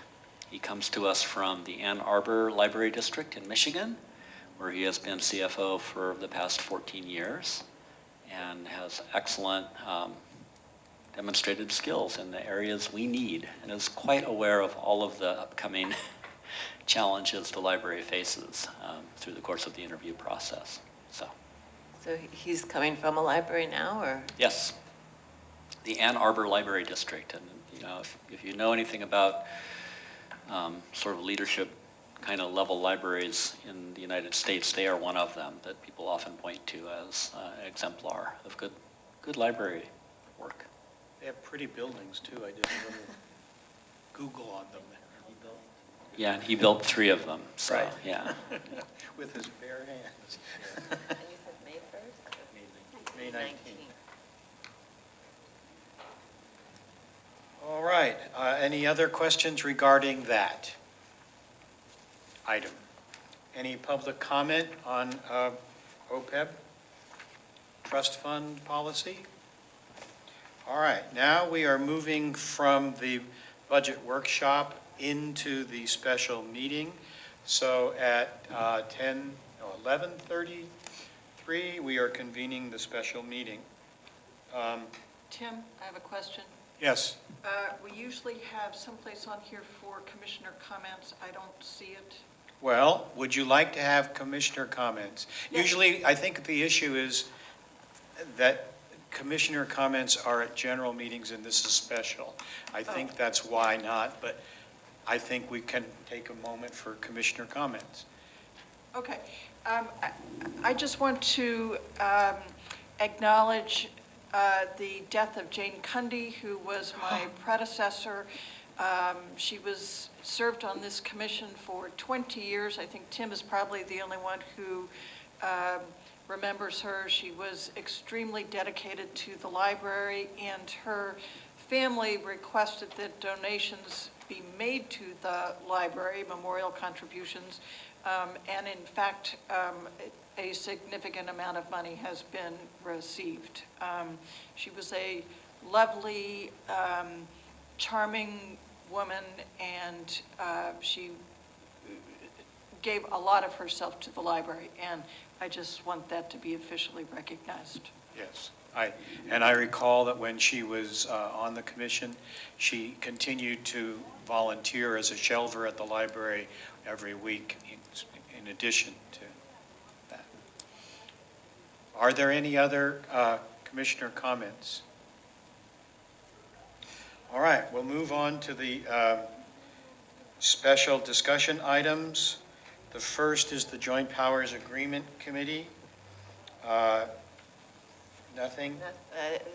The JPA hasn't met for a few months. The next meeting is the first full week in April, Monday the 7th. Monday the 7th, and I believe it's at the Permit and PRMD's building. Right. And I believe at that point, based on my conversation with Don yesterday, that they will have a draft that will be there to be approved. Yes, he just sent out a schedule of events. They're anticipating that this joint powers agreement as changed will be approved. Let me just read it to you quickly. So the JPA meets on April 7th and anticipate that the amended JPA will be approved by the advisory committee. Then from April 14th to May 21st, they expect ratification by all jurisdictions and opening of the process for appointments of new commissioners. They anticipate all commissioners will be appointed by July 16th, and August 1st will be the effective date of the amended joint powers agreement, and the August 4th being the first meeting of the new commission, and there will be a signing ceremony and a party. He didn't put the party in, but.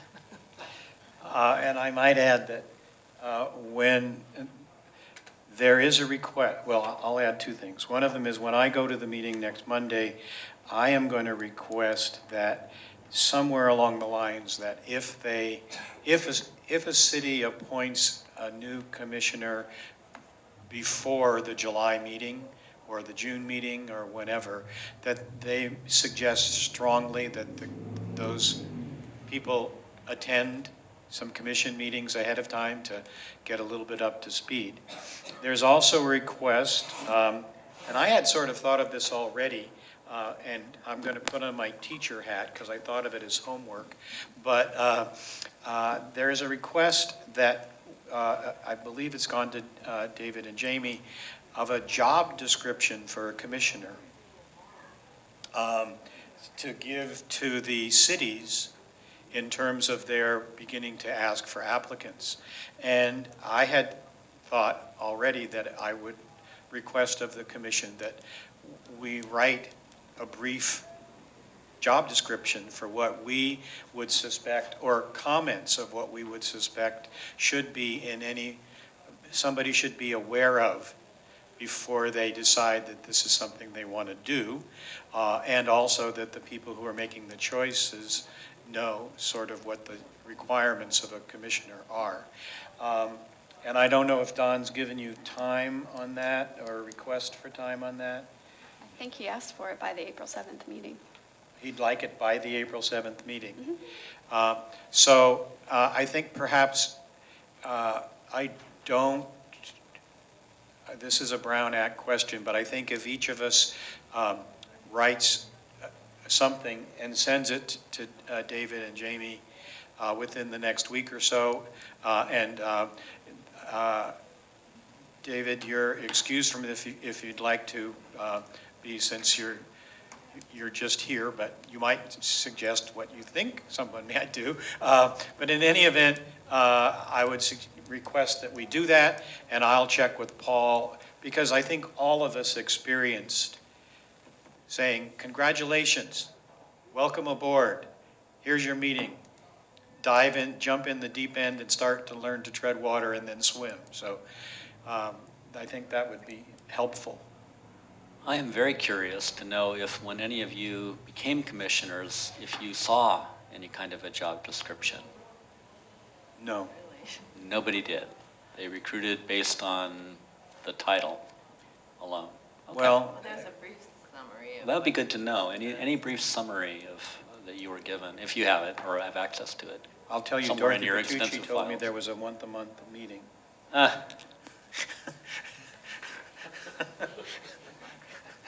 Thank you, Dorothy. All right, so that's the status. It's looking like there will probably be a new joint powers agreement. Yay. Next is the Ad Hoc Revenue Committee that we now have 2 members on. Go ahead. Well, we haven't formally met. I meet with myself all the time. I'm the only member right now, so it's welcome, David, to the committee. It'll be nice to have a bigger committee. Bruce and I have talked about some ideas that the committee can work on in the future, and I participated in. We were assigned to get involved in the ballot initiative and planning for that. So I've been involved somewhat in that. It's really run by David and Jamie. And so we're meeting by phone tomorrow, that group, and we'll be hearing the results of the Godby polling company as to what they've found out for us on how successful or not we might be with a ballot initiative. So they've already done the poll? Yes. Polling is complete, and we will be briefed on the results at tomorrow's conference call with Godby Research. So there'll be a report on the April, when are we meeting next in April? 7th. 7th Same in the day as evening, the right? JPA. Yes. Okay, any questions, comments? I'm assuming that committee will continue to take a strong role in the ballot measure, hopefully, as we go So ahead. it gets on the ballot. If it gets on the ballot, till it gets on the ballot. ballot. Okay, the Director Search Committee report. I think I've already alluded to the fact that we have 4 finalists. We had a wonderful 2 days last week, Skype. Only one of the interviews had some technical difficulties with Skype that interrupted them, but it was a wonderful collection of folks. We were urged to select 3, and we selected 4.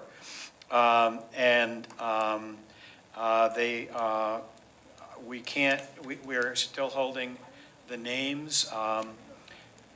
They'll be, that we can say probably at the end of the week.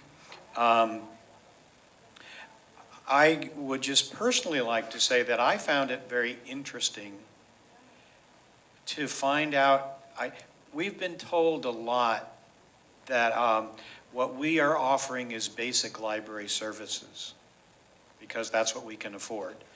And it was really intriguing to me to see the range of what libraries across, I mean, we interviewed people from really around the nation, what other library systems are able to do.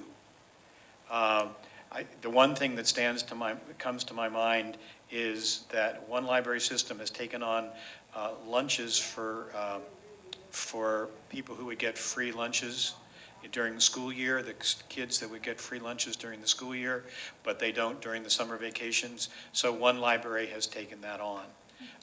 So the range of library services, I think, aside from my enthusiasm for our group, the range of what's possible in libraries, I was reignited to the range and possibility of what this institution can become in a city or a county or a state.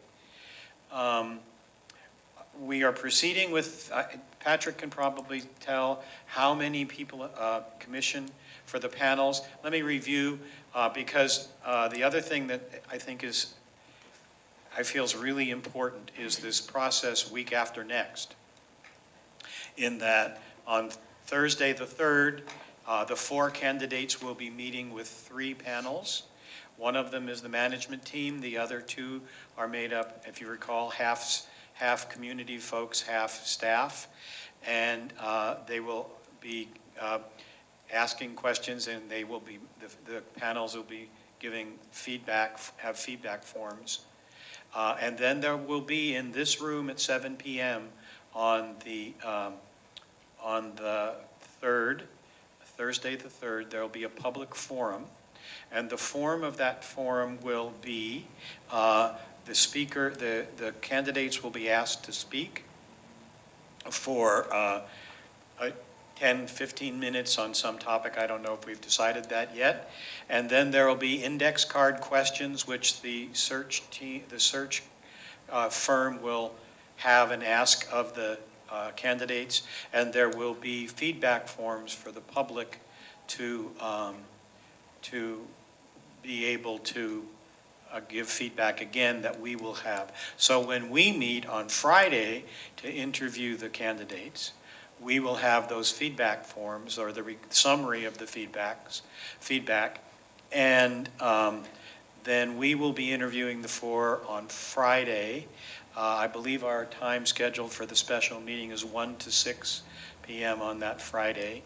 Hopefully we will decide on a candidate and then proceed from there. But I am really trying to be sure that the public knows about this meeting, particularly on that Thursday night, because I want it to be well publicized so that the people who want to have that input or want to see can come. So I have contacted Mike McGuire's office and Don, and once we get the press release written, I'm going to be asking that be sent to all the members of the JPA, and I'm planning on sending it to my the JPA review committee, and I'm planning on sending it to all the members of my city council. But I would really encourage, and also I made a rather awkward announcement at the Library Foundation fundraiser at Chocolate and Cinema to let people know about it. But I would really encourage us all to talk it up, to talk to our city councils, to talk to our friends, talk to our labs, and let them know that it's available to come to. Patrick, have you had a lot of lab and public, and I think the foundation's already appointed their people. Right, the foundation has appointed their members for the interview panels. We do need to make a selection from the lab candidates and the friend candidates, because we receive more than we have seats on the panels. The employee representation is basically taken care of, given the number that applied. And how about the public? Unfortunately, we only received one response from the public. So I was going to recommend that whoever's left over from the lab and friends group who don't get selected, that we put them in one pool and select from that for the other public member. I think we should, yeah, for the other, I think the one member who's applied should Yes. be obviously, automatic, but then yes. the other member. And I'm seeing Mary Evelyn lean forward. Yeah, is it possible, Mike, I think this is a question for you, to put something on the opening page of the website with a big box, public meeting?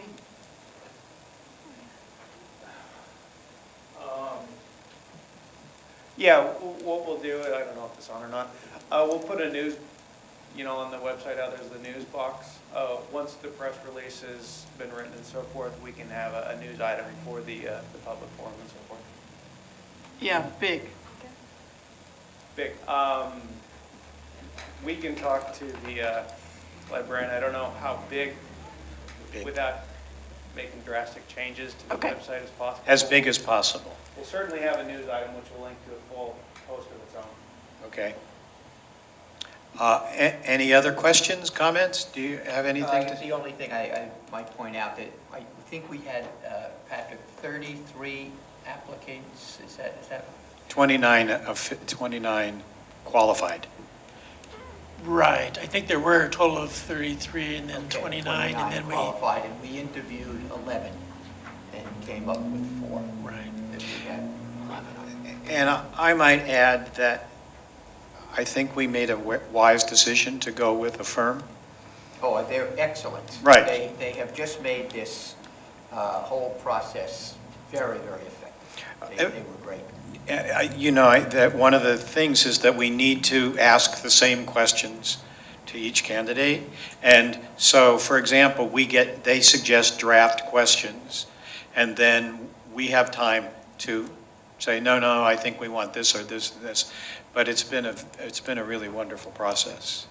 The one gentleman I feel badly we didn't interview is from London. Right. I just wanted to talk to him.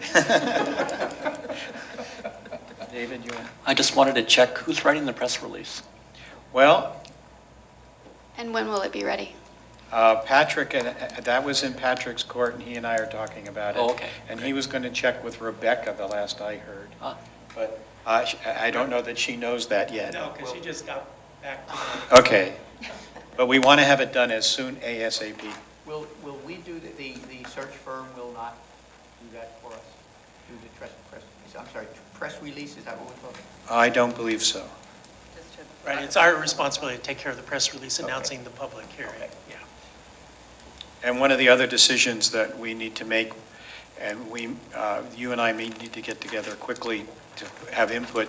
Did you get the letter from them about what we release about the candidates? Was that that was in their last email? Yeah, we need to kind of have some input Yeah. on that. Okay. Yes. Sorry, what time is that going to be, 7 o'clock? 7 o'clock. We were originally going to go with 6:30, but it dawned on me that it's very important to me that the staff have the access to come if they want to, and the libraries don't close till 6. And so it's a bit of a stretch to get here from Windsor or from Cloverdale if they want to come. So we put it at 7. Yeah, and that, by the way, the search firm suggested that it's not absolutely necessary for the commissioners to be there, but it would just, I think, be very nice to see what's going on. Right. I think that'll be a piece of our evaluation. Yes. Public comment? I just wanted to know, on the public forum, will there be an opportunity for the public to actually ask their questions also? In other words, as they're listening to somebody talking, they think up a question, then can they ask it? The way it will work is there will be index cards given to the search firm that will have, people can write their questions on those index cards. And then the search firm, what they essentially said to us is they will look at the cards, and if there are two that are close to the same, they'll do that kind of editing. But yes, there will be an opportunity through index cards to ask questions. Okay. Am I forgetting anything, Patrick? All right. Well, I was just going to say, there will also be a short reception afterwards. The forum will go from 7 till 8:30, and then a short 30-minute reception afterwards for the public to just get to know, to say hi to the candidates, the 4 candidates. Right. And the location of that is? Here. Forum. All right. There's one thing that isn't on the agenda, so I think I can ask it. There is a subcommittee or a group working on the state of the library, and Yes, there is. Paul and I have been working on it. We met with Bruce and the co-directors and got some input from them. I am hoping, when is your meeting? I have a meeting, I have to give a speech on the 1st of April. Okay, we're putting together a PowerPoint, and they'll be adding graphs and stuff to it. And so we will do our very best to have it ready for you. Well, I'm already working on it, but just Okay.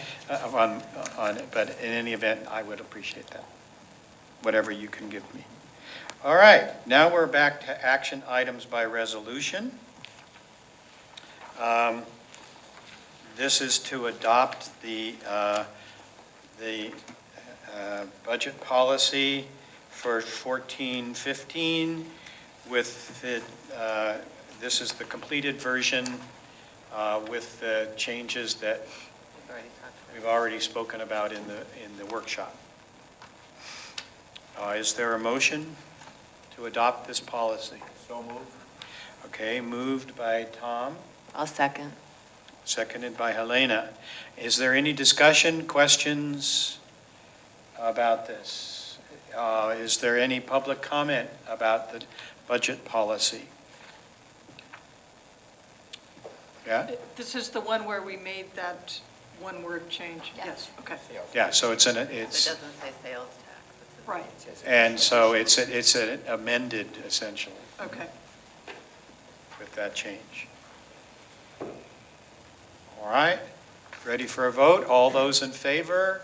Aye. Opposed? That policy is adopted. Now, this particular item, the one-time transfer of funds from the special revenue funds to the general fund we have a new version of it with the changes in the numbers. Document 7.2.1, 3.2514, with the changes in the use of the funds, the Hopkins funds and the funds from the Memorial Book Index and the Petaluma Friends Index. So that's this resolution. Do we need to make those changes at all? Do we, I mean, little, Because that was We thought that that could be read into the record as an amendment to the resolution as it stands in the packet. okay, so I formally want to read that into the record, that on the resolution, it states on line 38 that, well, oh, this is the, let me see, where's the other one? so here's the breakdown. Right, but where's the original resolution? All right. On line 38, on the original document in the packet, it says that from the Hopkins funds, there will be $73,463. The change is that from the Hopkins fund, there will be $65,000, and we are adding from the Memorial Book Fund $3,463, and adding from the Petaluma Friends Fund Index. And do I need to put the numbers in this? Anyway, we're adding $5,000. So the net, it's the same amount basically, but we're funding it a little differently for the vote on the resolution.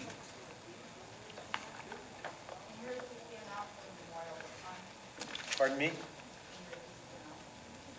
3,463. And there are index numbers that are the same that you were asking about. 695-130, 695-130, and 695-122. So those are changes to the resolution. I have read into the record. Is there a motion regarding this resolution? So moved. Okay, moved by Mary Evelyn. Is there a second? Second. Seconded by Tom. Any further discussion from the commission? Any discussion from the public? Questions, statements? There being none, any further from the commission? I'll call for the vote. All those in favor? Aye. Opposed? Okay, passed with no opposition. There it is. All right. It's this one. The other resolution. Oh, there's a second resolution, yeah. Yeah, we have to do the Cloverdale. We have the second resolution.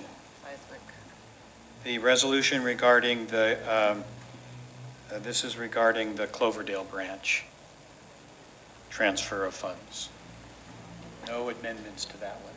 I move that we adopt this resolution as written to transfer $100,000 from the Special Revenue Fund to the 2014-15 General Fund capital budget for the purpose of the Cloverdale carpet and seismic shelving project.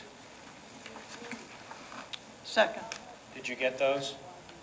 All right. Any questions, comments from the commission? From the public, any comments or questions? All right. All those in favor? Aye. Aye. Opposed? Passed unanimously.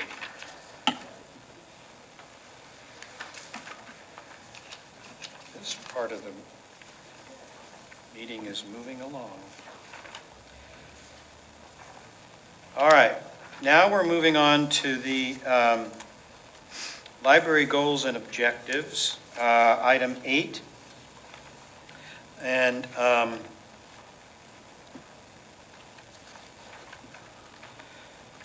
it's to adopt the library's goals and objectives. Are there any questions about this document? I noticed that there are some grade things. Are they additions from last week? Yes. Those So are the we- changes based on your feedback at the Okay. first budget workshop. All right.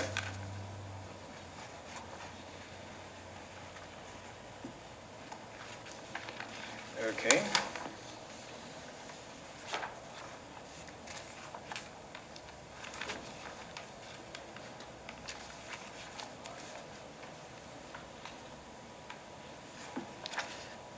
This is just a nicky-picky thing. Oh, never mind. Scratch that. All right. I just want to be sure that I really wish we could find $300,000 for the substitutes, but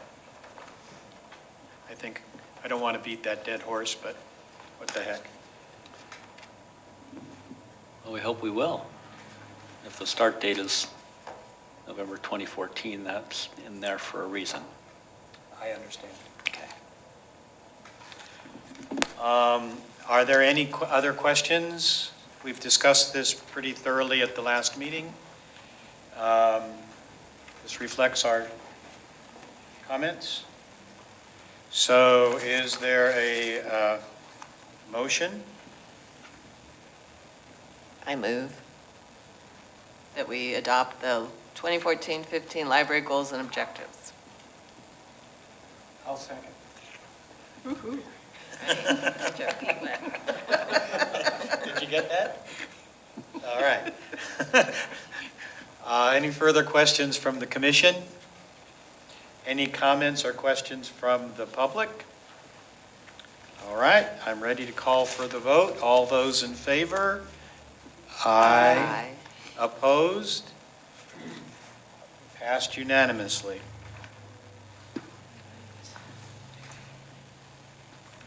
All right. We're clicking through here.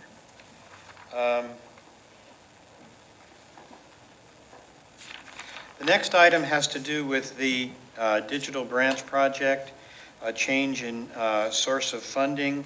Do you want us to give us you alluded to that way back. Yeah. As part of the effort in reviewing the special revenue funds and solving the shortcoming there to the general fund and developing the transfer amount.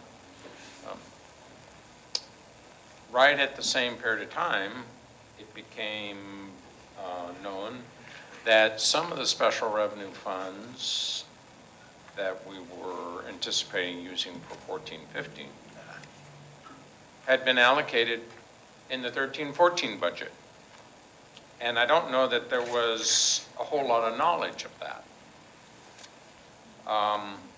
And so I took a look at the current budget, and we can change the source of funding for the current digital project to the general fund, which is where the 14-15 continuation of the digital project is funded out of. But I did do some research, or actually Jamie pulled out the agenda item once we found it, and the commission had directed that it be funded from a special revenue fund. So I think it's appropriate that the commission, change that direction or authorize staff to go ahead and fund it out of the current budget in 13-14. And you won't be adding any new budget or appropriating any new money. It's just changing where we're going to pay for the digital project. That's actually consistent with what we're anticipating doing for 14-15. That's some background.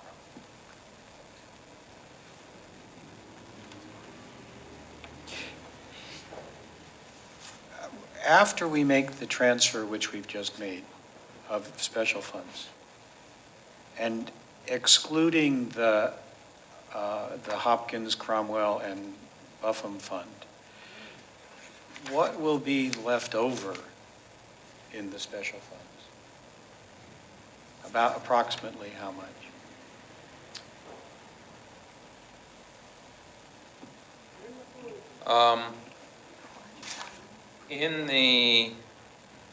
We go back here a little bit.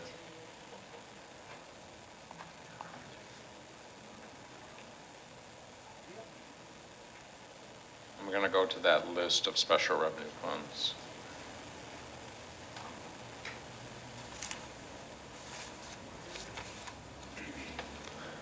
Just from memory. Yeah, I realize that. The Hopkins fund, gets down to, I think, less than 10,000. No, I'm just saying, excluding those, I'm not. Oh, I okay, see. In other words, Just we overall. had like 3 million something okay. in that Yeah. fund. We're essentially moving over 400,000. So what will be left? About 2.5 million. About 2.5 million. Okay, but and about 1.8 million of that is are the Petaluma funds. Right. Okay, so probably around 500,000 is left in that fund after this is all, these funds? The other three funds. The other Yeah. funds. The library fund is not very much, so yes, there's two other funds because we set up one specifically as a Petaluma fund, so you got one left, it's about 500,000. Okay. All right, so are people clear about what's happening with this? Are there any questions? All right, it's calling for a motion. So moved. Okay, that was Mary Evelyn. I'll second. And Helena seconded. Any further questions from the commission? Questions or comments from the public?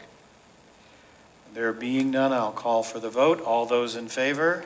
Aye. Aye, opposed? So it passed unanimously. Our final action by motion is to authorize the interim co-directors to submit the preliminary budget to the county.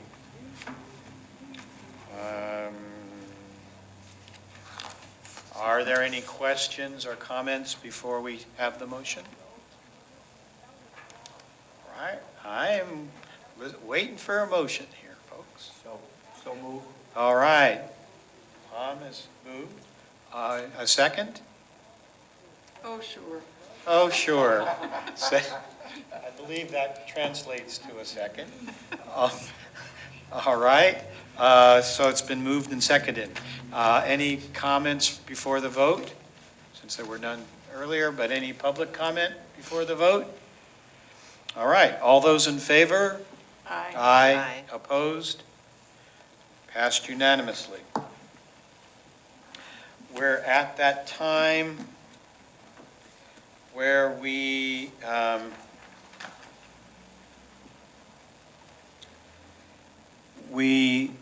move to items that we think need to be in the commission notes to the labs and city councils. The public meeting. The public meeting, if it gets out soon enough. Secondly, I would think that if it's It should be in there anyway. yeah, I think it would be good to include the noting of the passing of Jane. Thank you. She's contributed a lot over the years to this library. I think that would be appropriate. I think it might be good, just for the sake of good, to say the staff, the commission revisited the 5-year projection. Just to keep that. Remains horrified.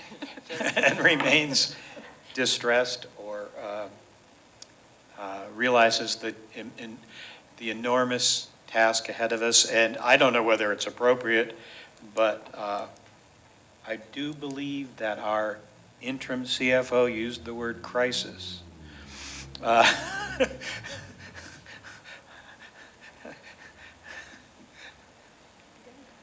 Also welcoming David, our new commissioner. Right? And our new CFO.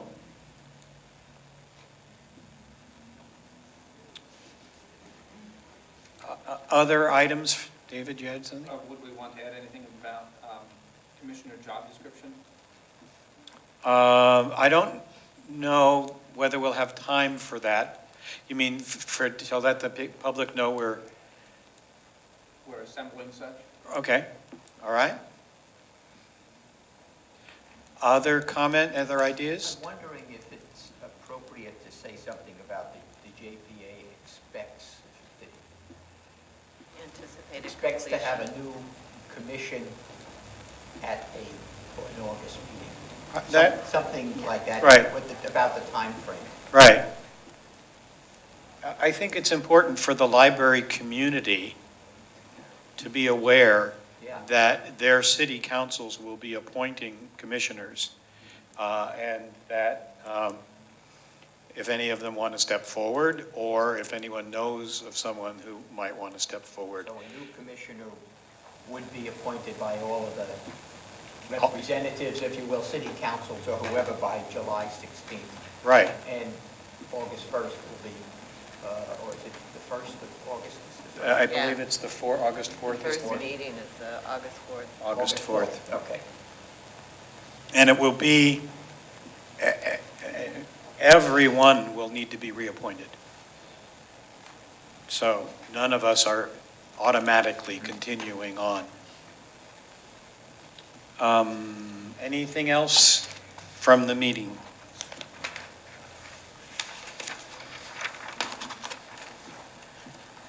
And the public forum is in this room. In this room. Yes. What's the capacity? 135. 135? All right. When we get our 400 people, we may need to do it in two.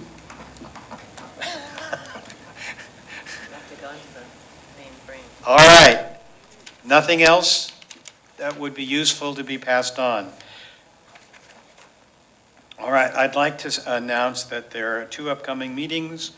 One of them is a special closed session for the director interviews. I would like to also note that it is a special meeting, and before we go into closed session, there is public comment on the agenda item. So that will, and it may be that it depends on whether we have many members of the public or not, but in any event, that is hopefully that's a piece of the requirement and the logical need. And then the next regular meeting is back in I call it the Roman Forum, the Colosseum, over at the City Council chambers at 6:30 on April 7th. And by that time, we may even know, but it'll be a bit short, about whether we have a new director or not. There will be negotiations that need to happen after the choice is made. So unless they're quickly made over the weekend, we probably can't announce that many. I would be astounded if they could do that in 3 Right. days. All right.